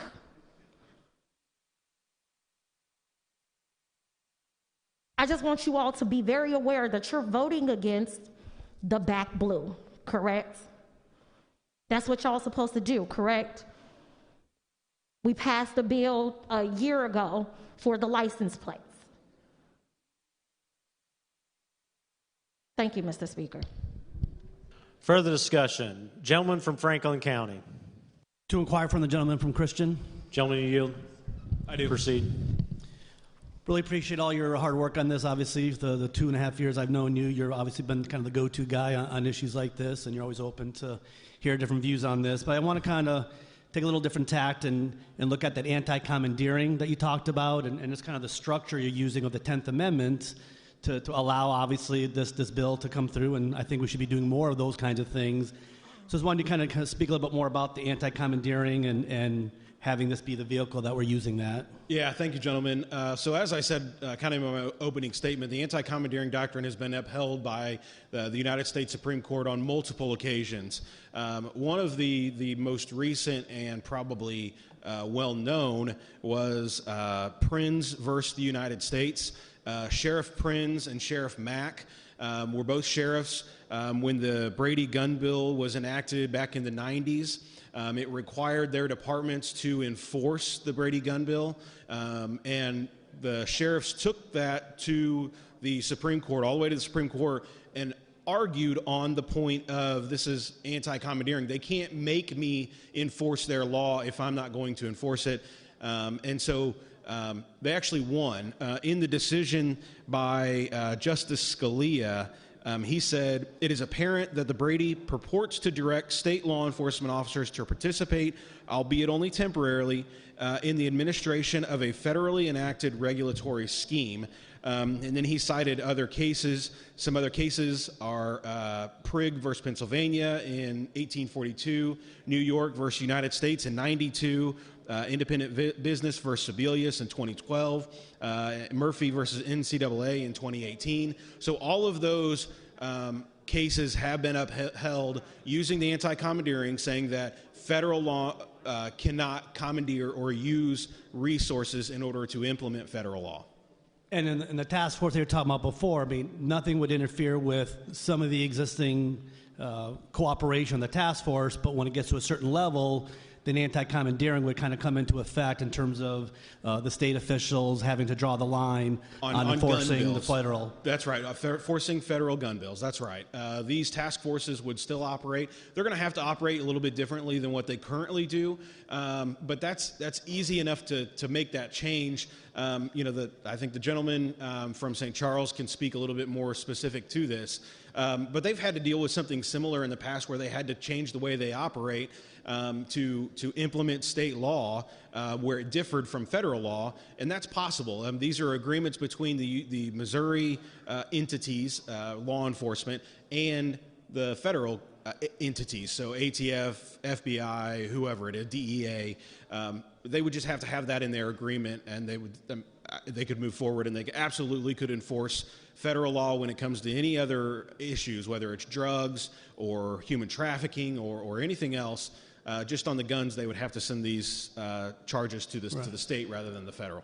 And in your bill language itself, in Section 2, subsection 3, you kind of reiterate and reaffirm what's in our U.S. Constitution and the 10th Amendment, that the enumerated powers are very limited for the federal government. They're listed, and everything else should reside with every state, not just Missouri, but all the other states. That's and right. I think for decades, we the states and legislators, we haven't taken that ability to tell the government, the federal government, given it away. no, hell no. That's right. Yeah, we've given it away. We've given them that power and that authority, and we as a state, I think, need to assert our state rights and put a stop to some of what they're doing. I think as far as saying that some of the money that we take from the feds, because we're taking money that has strings attached. And I find that problematic. That's where a lot of our problems come into play. I think we as a state need to decide or figure out what we're going to do on some of those issues as well. I think this is a starting point on asserting our rights as a state against the federal government. Yeah, and I appreciate that. And you're using what is already listed in the Constitution and our founding documents and using that as the vehicle to get this accomplished. And it's important that our structure, our founding fathers created a structure of federalism, but if it's not applied the way it's designed to, we see the difficulties and the challenges of things happening that should never have happened, that were written about in the federal papers and things of that nature. So I really appreciate you using this as a vehicle to get this bill. Thank you. Thank you, gentlemen. Thank you. Thank you, Mr. Speaker. Gentleman from New Madrid. Speak from a microphone other than my own. Proceed, gentlemen. I'd like to inquire of the gentleman from Christian. Gentleman from Christian, yield. I do. Proceed. Gentlemen, a while ago you were asked about a definition, and all the people in this body, definitions to me, definition of defund, it is prevent from continuing to receive funds. So your definition of what you're wanting to do is not defunding. No, sir, it's not. We're not preventing those funds from going to the department. It's a fine. That's right. There's a big difference between a fine and defunding. Yes, sir. So their budget would stay the same. That's right. But if they misbehaved, they would have a fine. That's so right. it is not defunding. And we're not taking that money. It would go to the individual whose rights were violated. So you're absolutely right, gentlemen. Thank you. Thank you. Further discussion. Lady from St. Louis County. Thank you, Mr. Speaker. To inquire of the representative from Christian about his bill. Gentlemen, you I do. Proceed. Hello, lady. Hello there. How are you? Good afternoon. I'm fine, thank you.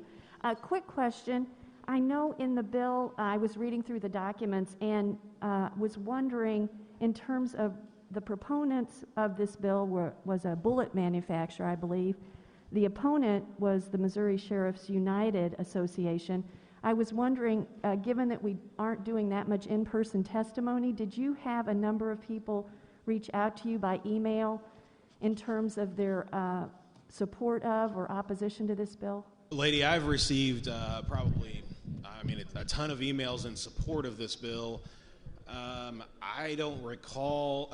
I've seen some opposition, but I would be honest with you, it's overwhelmingly in support compared to the opposition. But I have received some in opposition.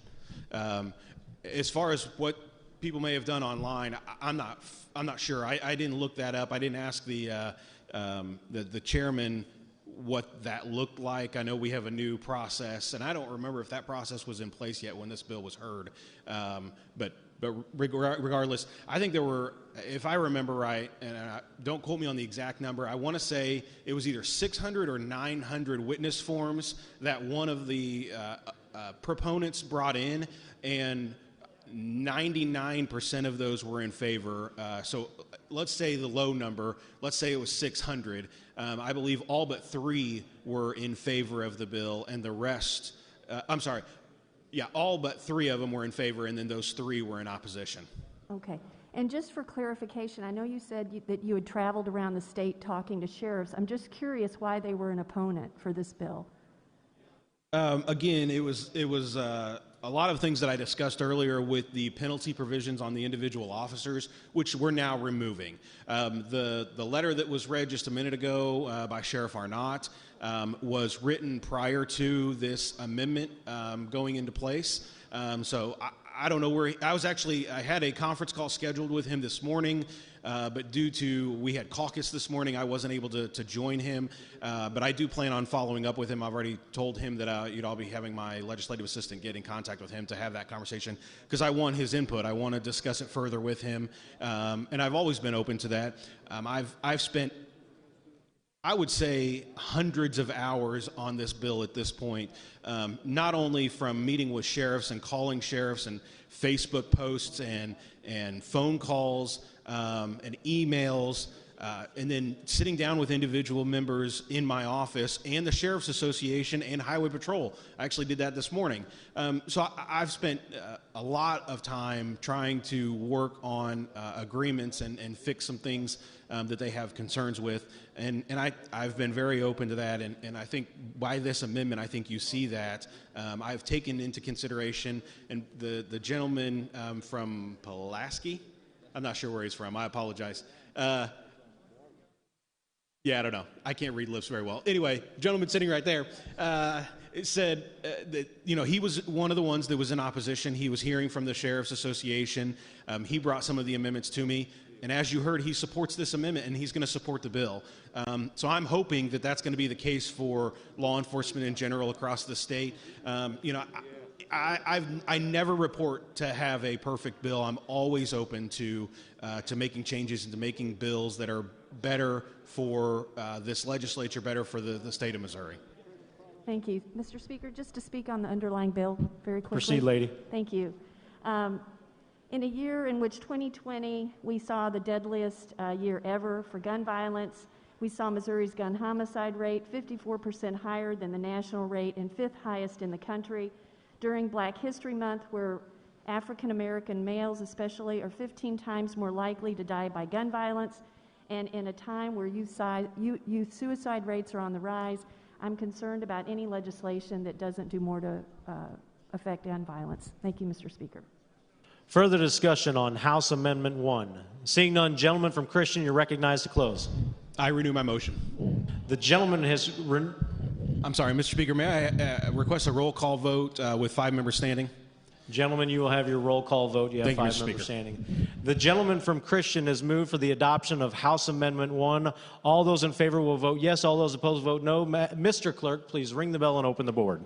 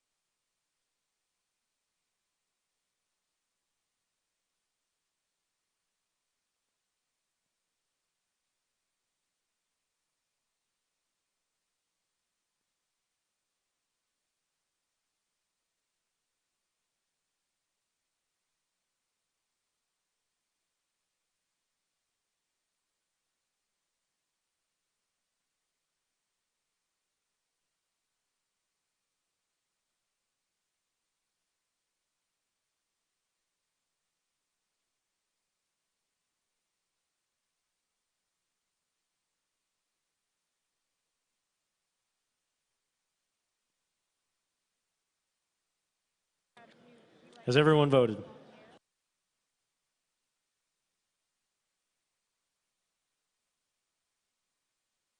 Mr. Clerk, please close the board and tally the vote. By your vote of 108 yes, 18 no, and 24 present, you have approved the gentleman's motion. Further discussion on House Bill 85 and 310. Gentleman from St. Charles County.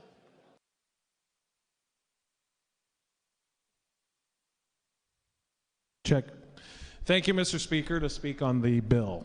Proceed, gentlemen. Thank you. Sorry about that earlier. It's been almost a year, Mr. Speaker. I think we're a little rusty, but I just wanted to point out, yeah, I do have a document to offer here in a minute, but wanted to point out that this is a really good day. We're fighting for our Second Amendment rights, and Democrats love police again. This is phenomenal. So, Mr. Speaker, I won't waste any time. I have an amendment ending in point 11H, and I move for its adoption. The gentleman from St. Charles has moved for the adoption of House Amendment 2. Gentleman from St. Charles. Thank you, Mr. Speaker. This is really a technical fix to stay in line with other mention of the Second Amendment to the United States Constitution versus Amendment 2 of the United States Constitution. And it also changes the last line where it says it should now say shall not be enforced in the state. Largely technical. I'm happy to take any questions.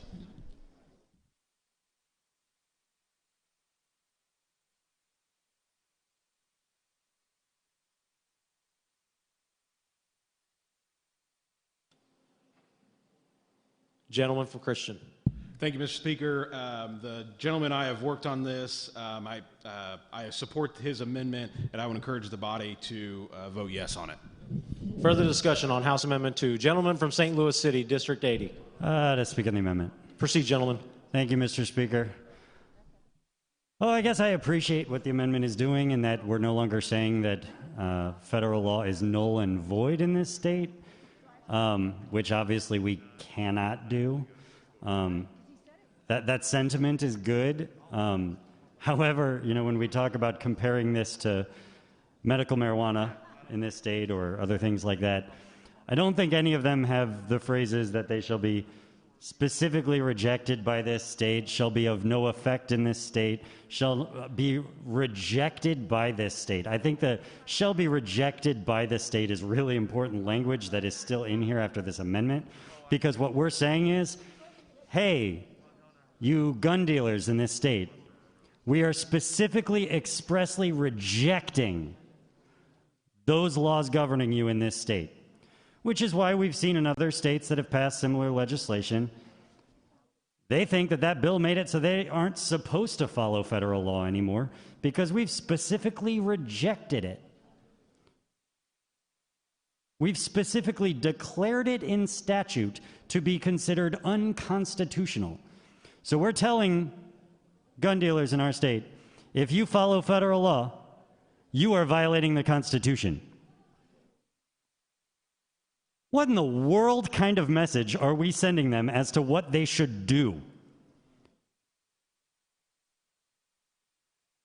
I appreciate that this amendment seems to recognize that federal law still applies, but this bill still doesn't.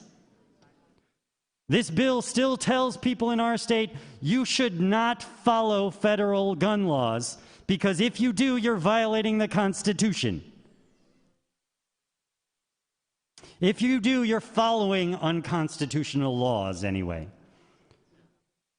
And it is not the role of the state legislature to put in statute what is and is not constitutional under the federal U.S. Constitution. That is not how the Constitution functions. So while I appreciate what the gentleman's doing with this amendment, it really doesn't make a difference. The bill is still contrary to our Constitution and sends terrible, terrible messages to the people in our state as to what they should do. Thank you, Mr. Speaker.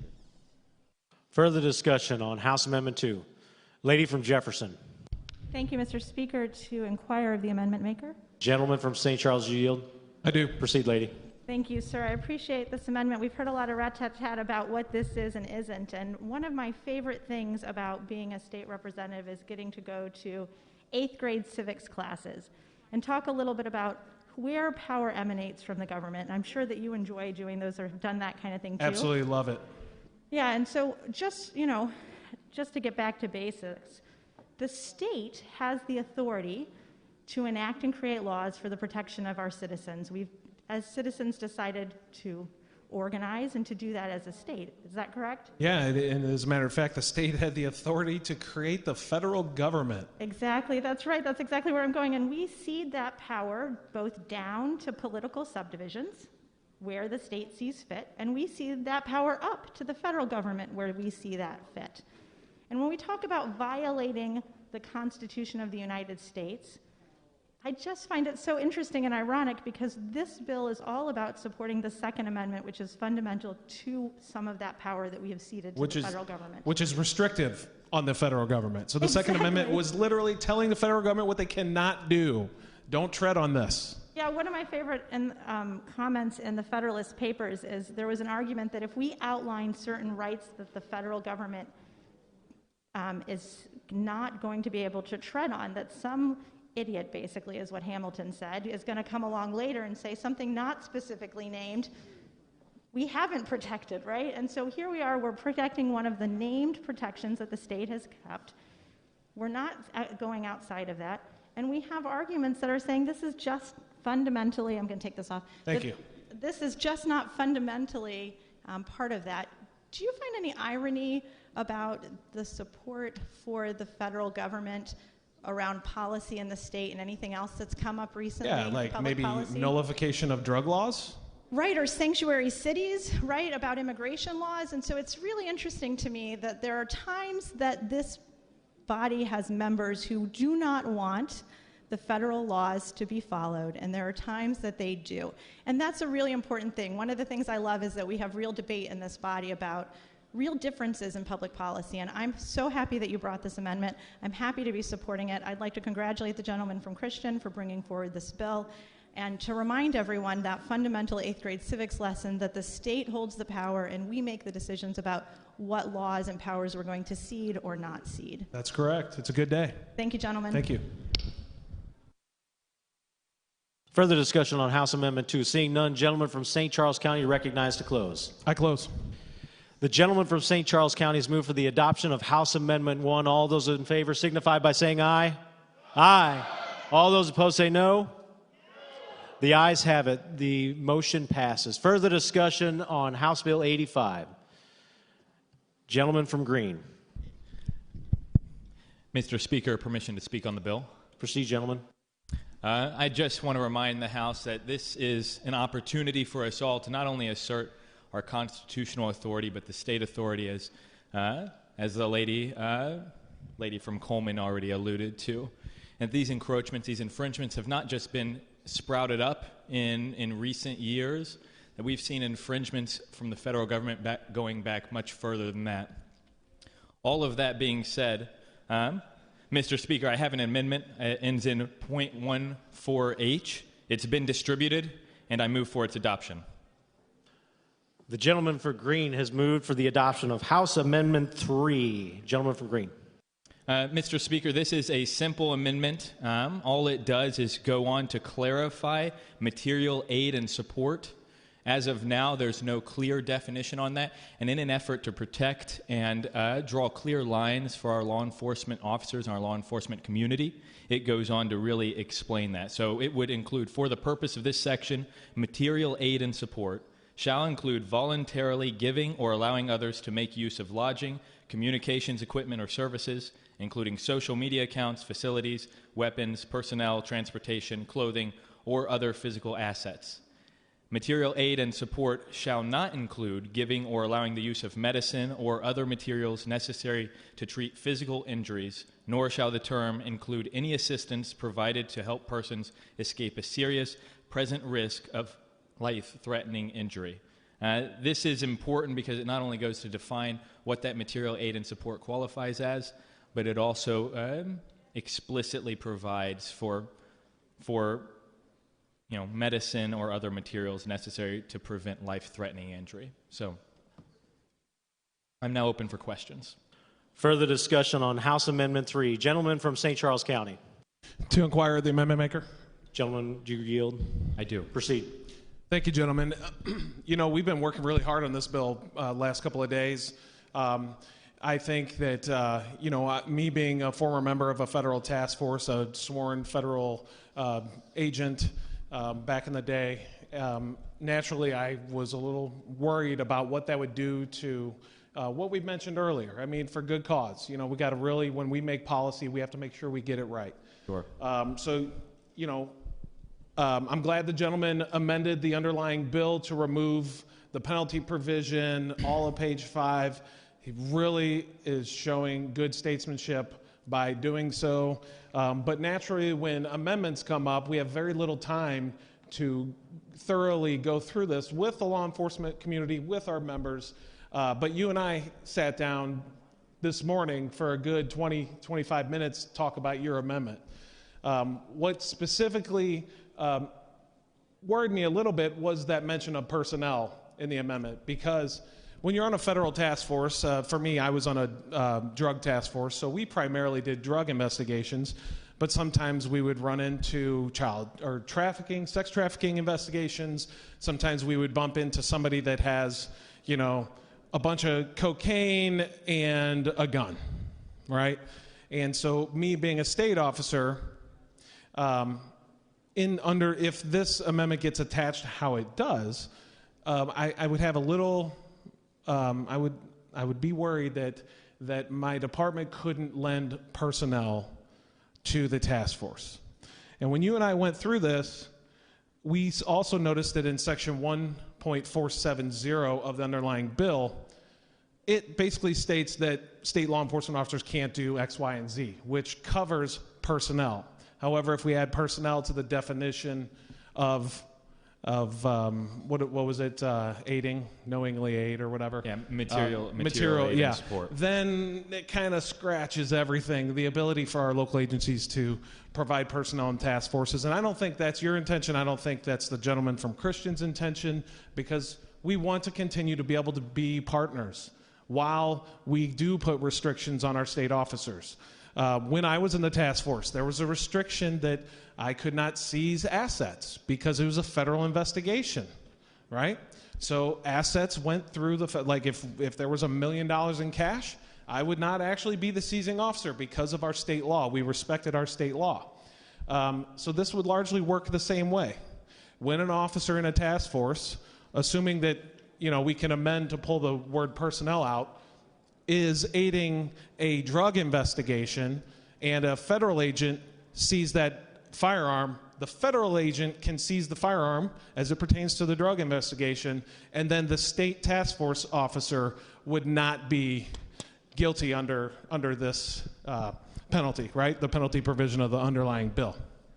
So can you just kind of corroborate that we kind of came to an agreement, or are you feeling okay about what we discussed? When you had initially come, I had some reticence, and I made that clear. Yes. But one of the great things about this body is you get all these different experiences and perspectives, and I think this is reflective of not only this particular amendment, but also the process that we've undergone as a legislature in the last 24 hours to come to something that's agreeable. Yes. Given your concerns and the experiences you bring forward, and given the fact that the legislation really does cover what I was worried about, that stripping of teeth and enforcement, back in section 1.470, it says enforces or attempts to enforce any of the infringements identified in section 1.420. I think we are clearly covered there within the legislation. Good. And this narrowly defines that material support to be physical assets. Thank you. Then with that being said, Mr. Speaker, I have an amendment to the amendment ending in .18H. It's been distributed, and I move for its adoption.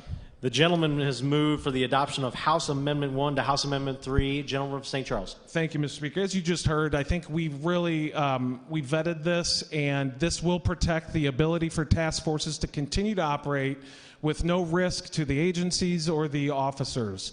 And I think our law enforcement community will largely like the fact that we've looked at this thing so deeply to protect their interest in the job that they're doing to protect the lives of all Missourians. I'm happy to answer any questions. Further discussion on House Amendment 1 to House Amendment 3. Gentleman from St. Louis City. Just speak on the amendment. Proceed, gentlemen. Thank you, Mr. Speaker. So I think I'll actually be supporting this amendment to the amendment and the underlying amendment. I do think they help a little bit with this problem on joint task forces and the risks there. However, I think that people still need to understand that it doesn't fix the problem. We still have a problem. I mean, this includes using communication services or equipment. So that means if personnel is on the phone at the police department with a joint task force, well, yeah, they're still violating this provision then. They're still offering material aid and support in the joint task force. So yeah, it's good that the officers can be involved now, but this is basically saying they can't be involved with any of their equipment, with any of their phone systems. They can't have a meeting at the police department discussing their venture. Look, the reality is we're still putting them in a place where they're probably just going to say no to the joint task force if there is a risk of it involving gun crimes. Because the feds are going to want to use federal gun laws. That's what they do. And if they're told they're going to risk their budgets and face lawsuits if they participate, we're chilling their ability to enforce the laws and go after responding to violent crime. So while I'll support this amendment to the amendment and the amendment, and I hope that the body does that, I hope folks will still realize that we've got a problem with this bill. Thank you. Further discussion on House Amendment 1 to House Amendment 3. Gentleman from Christian. Thank you, Mr. Speaker. To speak on the amendment, Proceed, gentlemen. Thank you, Mr. Speaker. So I support the underlying amendment. The gentleman from St. Charles brought it to me during the debate, and I know how these things go. I'm not upset or anything with him. I'm going to have to trust him on this amendment. I haven't had an opportunity to vet this, but if there's an issue with the amendment, with the confidence with the gentleman, knowing that we'll try and fix it over in the Senate if there's any conflicting issues with removing this out of the definition. But I'm going to trust that the gentleman from St. Charles is, there's no nefarious. I know that. But, as looking at it, I just had to do it quickly. So I'm going to support the amendment. I would encourage the body to do so. Thank you. Further discussion. Seeing none, gentleman from St. Charles County, you recognize to close. Thanks, Mr. Speaker. Yeah, the gentleman from Christian's been a busy man this morning, and normally whenever we go through this, we do show the amendment, and I did show him the amendment. It was last minute, but these things, they could have large implications, and I think it's in the best interest of this body for the success of this bill to make this small a judgment. I appreciate the gentleman ceding to the trust that we have as colleagues, and I renew my motion. The gentleman from St. Charles County has renewed his motion for the adoption of House Amendment 1 to House Amendment 3. All those in favor signify by saying aye. Aye. All those opposed say no. The ayes have it. You have adopted House Amendment 1 to House Amendment 3. Further discussion on House Amendment 3. Gentleman from St. Louis County, excuse me. Thank you, Mr. Speaker. To inquire of the amendment maker. Gentleman from Green, do you yield? I do. Proceed. Good afternoon, gentlemen. How you doing? I'm doing well. How are you? I'm good. So this was posed as a clarifying amendment, and I guess that's right, but it kind of just brings it home to me. So you basically can't provide anything to an officer unless they are sick or dying if they are a member of a task force. Is that correct? Gentlemen, I can't quite hear you altogether. I think I understood you as asking that this is not allowing for a department or an agency, an officer, to lend material aid or support in the case of federal gun enforcement unless someone is sick or dying? Correct. That's correct. All right. Even down to the clothes on the officer's back. So if a St. Louis County officer decided to participate as a member of a task force, then they wouldn't be able to wear their St. Louis County uniform. They would have to wear a federal uniform. Is that right? That's correct, down to clothes. All right. Well, that brings it home. We don't want to support our officers, Missourians, unless they are sick or dying if they are enforcing federal laws. Thank you. Thank you, Mr. Speaker. Further discussion on House Amendment 3.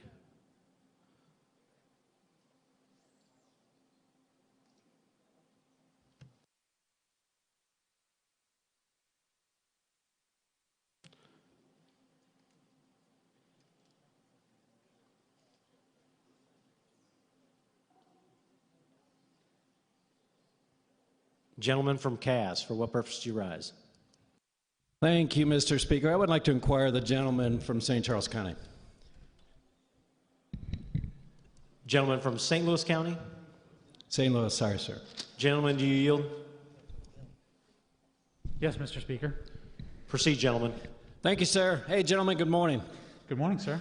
Hey, I just wanted to talk to you about a couple things. We've been dealing with a lot of emotion out here today, and so I just want to go through a couple things with you, and just like to hear your comments on this. So we deal with emotion. The bill sponsor has gone through some specific things on law enforcement support, federal and state statute, court precedent, and we keep repeating these things over and over again, and we get in a situation where it's though people in the chamber aren't listening. It's as though it's way more of an emotional argument than what it should be.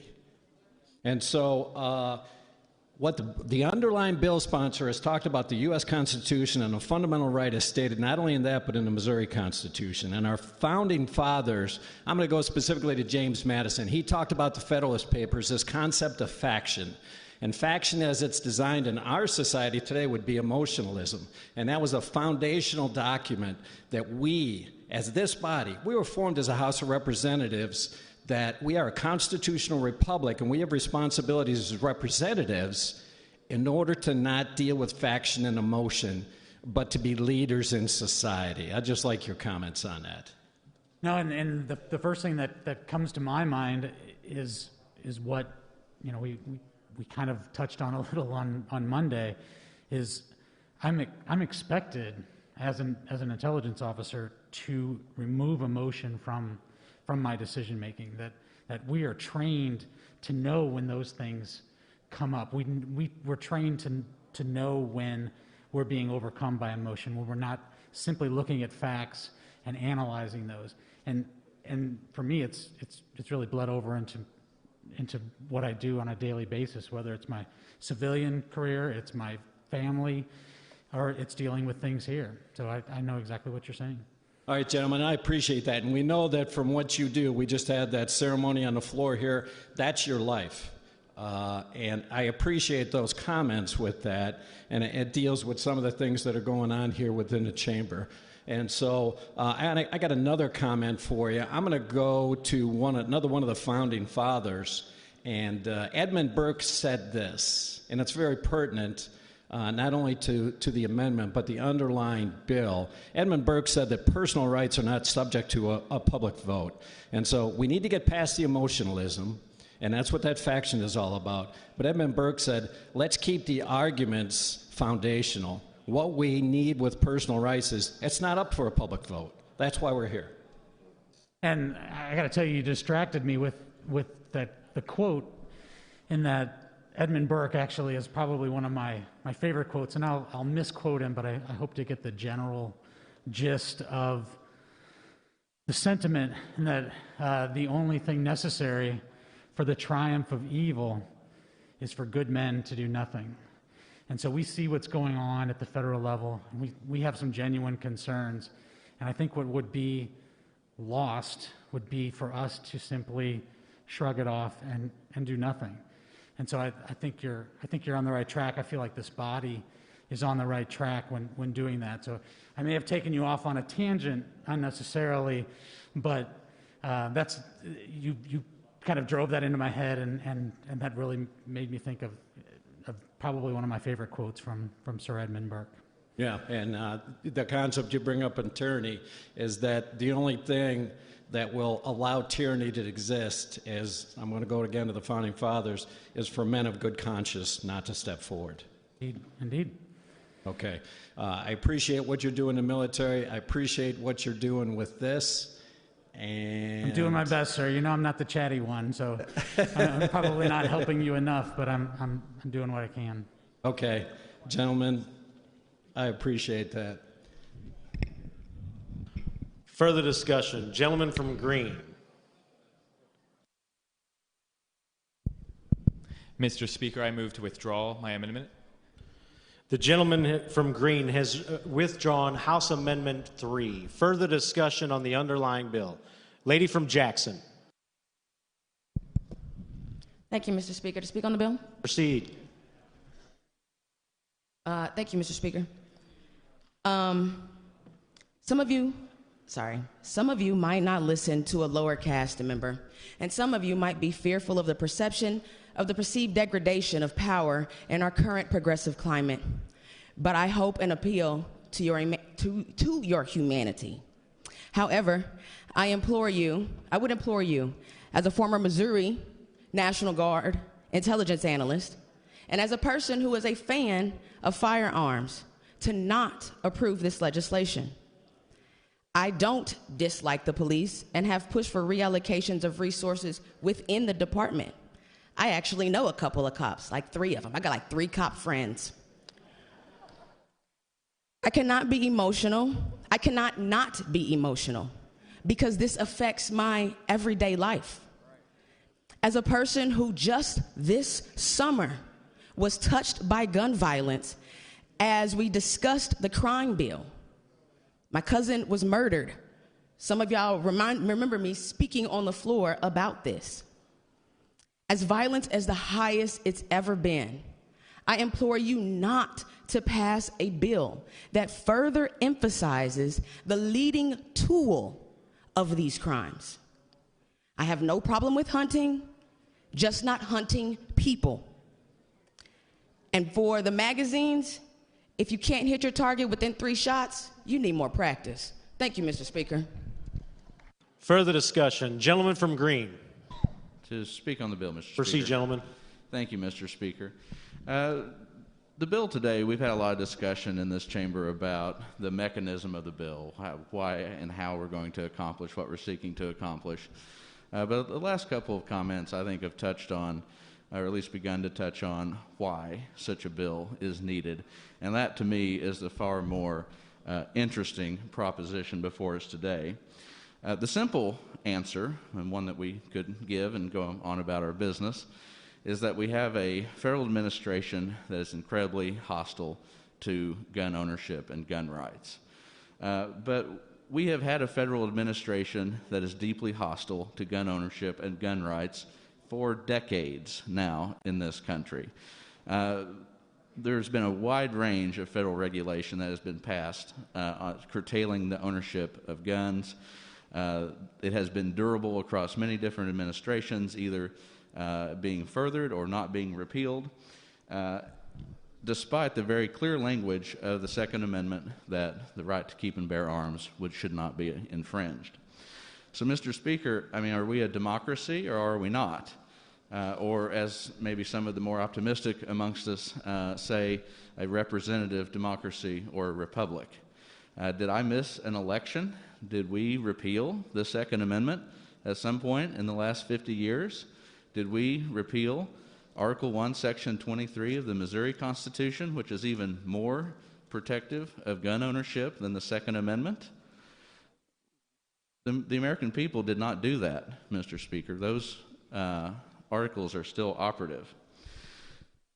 So why are we facing a continual onslaught of regulation from Washington, D.C., attempting to curtail our gun rights? And even more importantly, are we going to sit back and allow that to happen without a murmur of dissent? Mr. Speaker, are we nothing more now than an administrative arm of the federal government? Do we just take our marching orders from Washington, D.C.? Our state has been stripped of its historical power over Congress. The vast majority of our budget no longer comes from Missourians. They come from the federal government that has taxed our citizens and then deems to return a small portion of that funding to us. And Mr. Speaker, at long last, are we nothing more than a mere administrative arm of the regime on the Potomac? In the parlance of our ancestors, Mr. Speaker, it is self-evident to me that the states have been usurped by the federal government, despite the overwhelming will of the American people, which has been manifested in election after election for decades now in this country. And it will only end if we push back here in the states in Missouri. It will only end if we refuse to kneel, if we refuse to bow to the wishes of D.C. without a murmur of dissent, if we make our state strong financially, physically, economically, spiritually, and show that we have the ability to govern the people who we are accountable to in this state without the edicts of Washington, D.C. holding our hand at every juncture. I say that the ancient right of self-defense, which is what we're really talking about when we talk about gun rights, is the best place for us to start pushing back against overwhelming Washington power. Thank you, Mr. Speaker. Further discussion. Gentleman from Boone, for what purpose you rise? Thank you, Mr. Speaker. I'd like to briefly inquire the gentleman from Cape Girardeau, please. Does the gentleman from Cape Girardeau County yield? I do. Proceed. Thank you, gentlemen. I just, real quick, I wanted to thank you for what you got up and said earlier. I've been working a little bit with the Columbia, Missouri Police Officers Association, and I really come to just appreciate what you all do, what you did in your previous occupation. But especially what you said earlier, I thank you very much. That's all I wanted to tell you. Thank you very much, gentlemen. I appreciate that. Yeah. Thank you, Mr. Speaker. And real quick, I'd like to inquire the bill sponsor, please. Does the gentleman from Christian yield? I do. Proceed.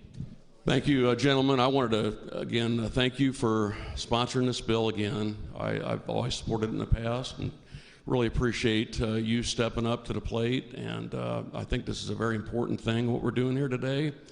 And one thing that has come up in a lot of conversations I've had with people that I work with is what has been happening in especially Virginia related to the Second Amendment.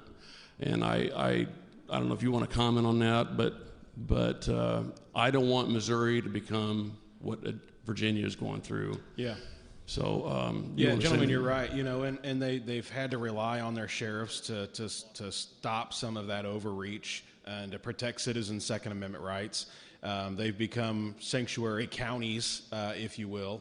And that's what we're doing on a state level. We're just, we're applying that same idea and saying that we're going to be a sanctuary state when it comes to gun laws. And I think that's important. Of course we want to rely on our sheriffs if it ever were to come to that. And I think that the vast majority of our sheriffs are there and they're going to stop this overreach from the federal government.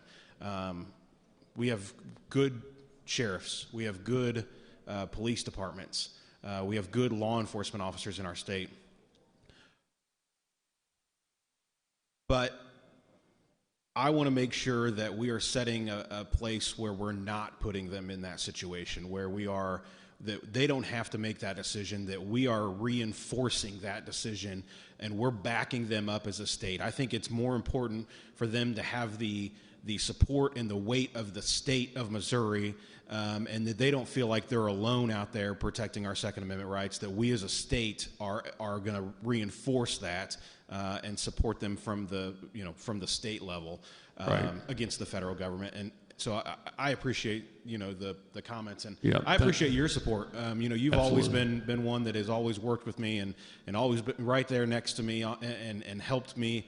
When we worked on the General Laws Committee for the last 4 years, you've always been very supportive of Second Amendment rights. You've introduced me to some really good people in the Columbia area who support our Second Amendment rights.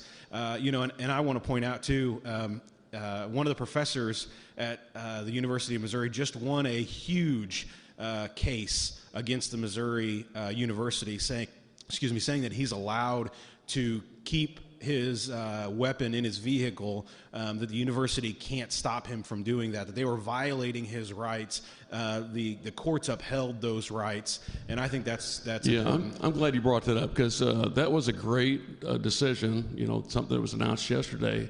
But I think there's a lot more work to do on that, and I intend on working with you to get to the finish line on that. So thank you very much. Thank you, Mr. Speaker. Further discussion on House Committee Substitute for House Bill 85 and 310 as amended.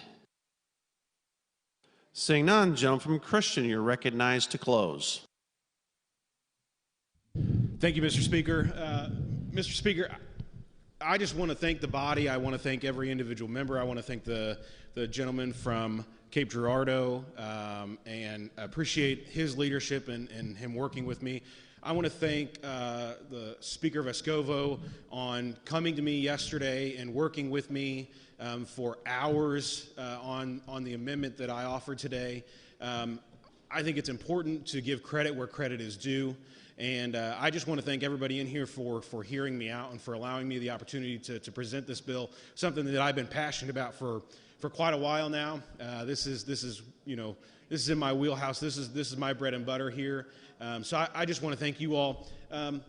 Mr. Speaker, I think there's been a lot of misinformation out there, but I hope that we as a body can get this message out there that we are here to protect the rights of Second Amendment law-abiding citizens in the state of Missouri.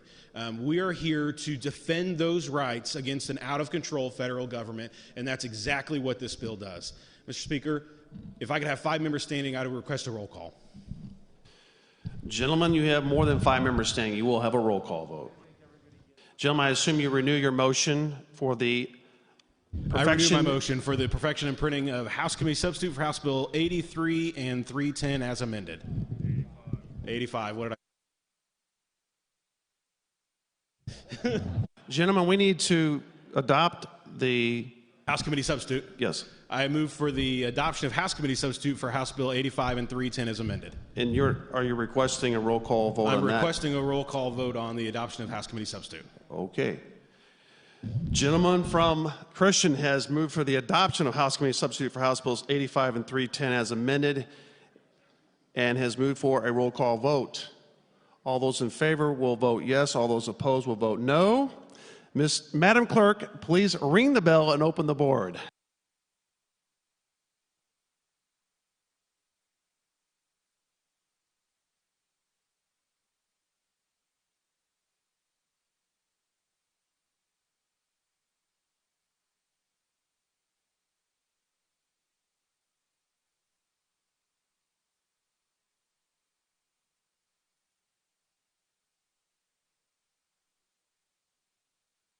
Has everyone voted?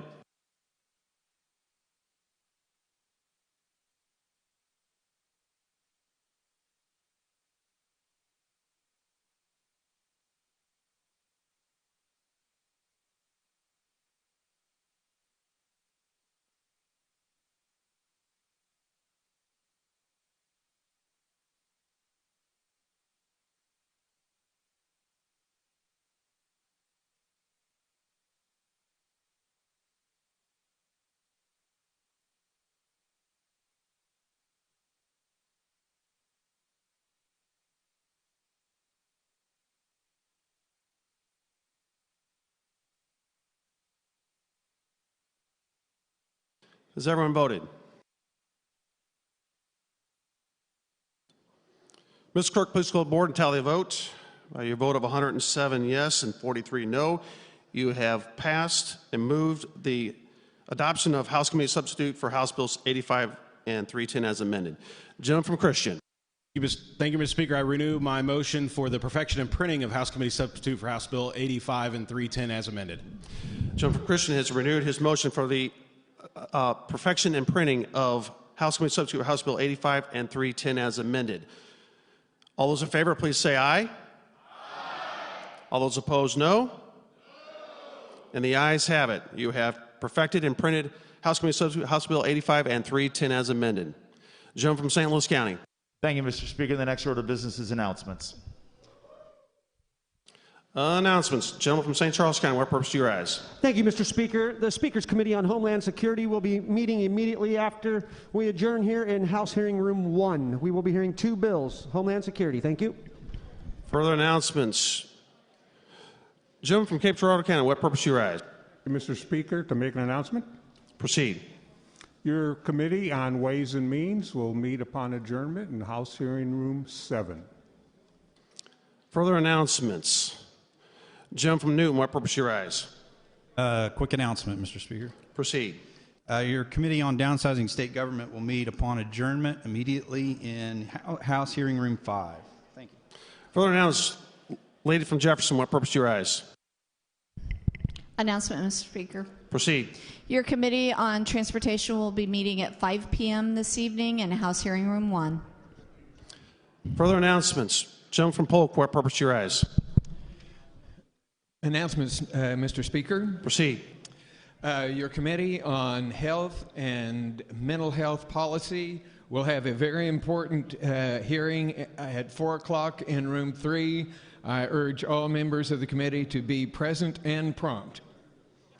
Further announcements. Gentleman from Crawford, what purpose do you rise?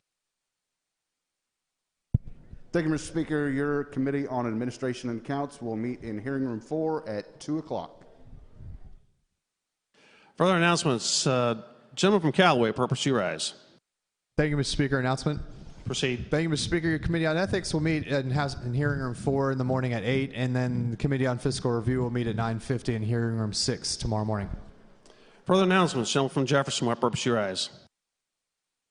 Mr. Speaker, your Committee on Elections will meet in 15 minutes in hearing room 6. We will exec first. Thank you. Gentleman from Jasper, what purpose do you rise? Thank you, Mr. Speaker. To make an announcement. Proceed. Thank you, Mr. Speaker. The Committee on Budget will reconvene in this chamber at 1 o'clock today. I want to encourage members to maybe grab something to eat. We might have a long night. Thank you, Mr. Speaker. Further announcements. Gentleman from Stone, what purpose do you rise? An announcement, please, Mr. Speaker. Proceed.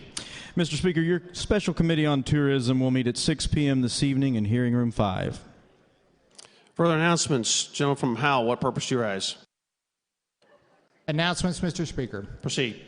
Your Committee on Judiciary will meet at 6 o'clock in House Hearing Room 6. Further announcements. Gentleman from Jackson, what purpose do you rise? Announcement, Mr. Speaker. Proceed.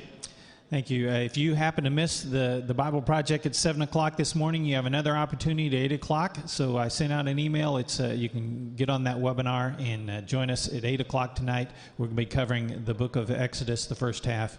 Thank you. I'd love to have you.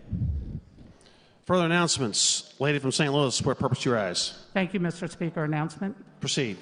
Just wanted to remind everybody to wear their red tomorrow in remembrance and honor of National Heart Association Day. Thank you. Further announcements. Seeing none. Gentleman from St. Louis, what purpose do you rise? Thank you, Mr. Speaker. Mr. Speaker, members should be ready to debate in third read House Committee substitute for House Bill 85 and 310 as amended. And with no other business present before the body today, I move that the House stand adjourned until 10 a.m. Thursday, February the 4th, 2021. Gentleman from St. Louis County has moved that the House will stand adjourned until 10 a.m. Thursday, February 4th, 2021. All those in favor, please say aye. All those opposed, no. And the House will stand adjourned.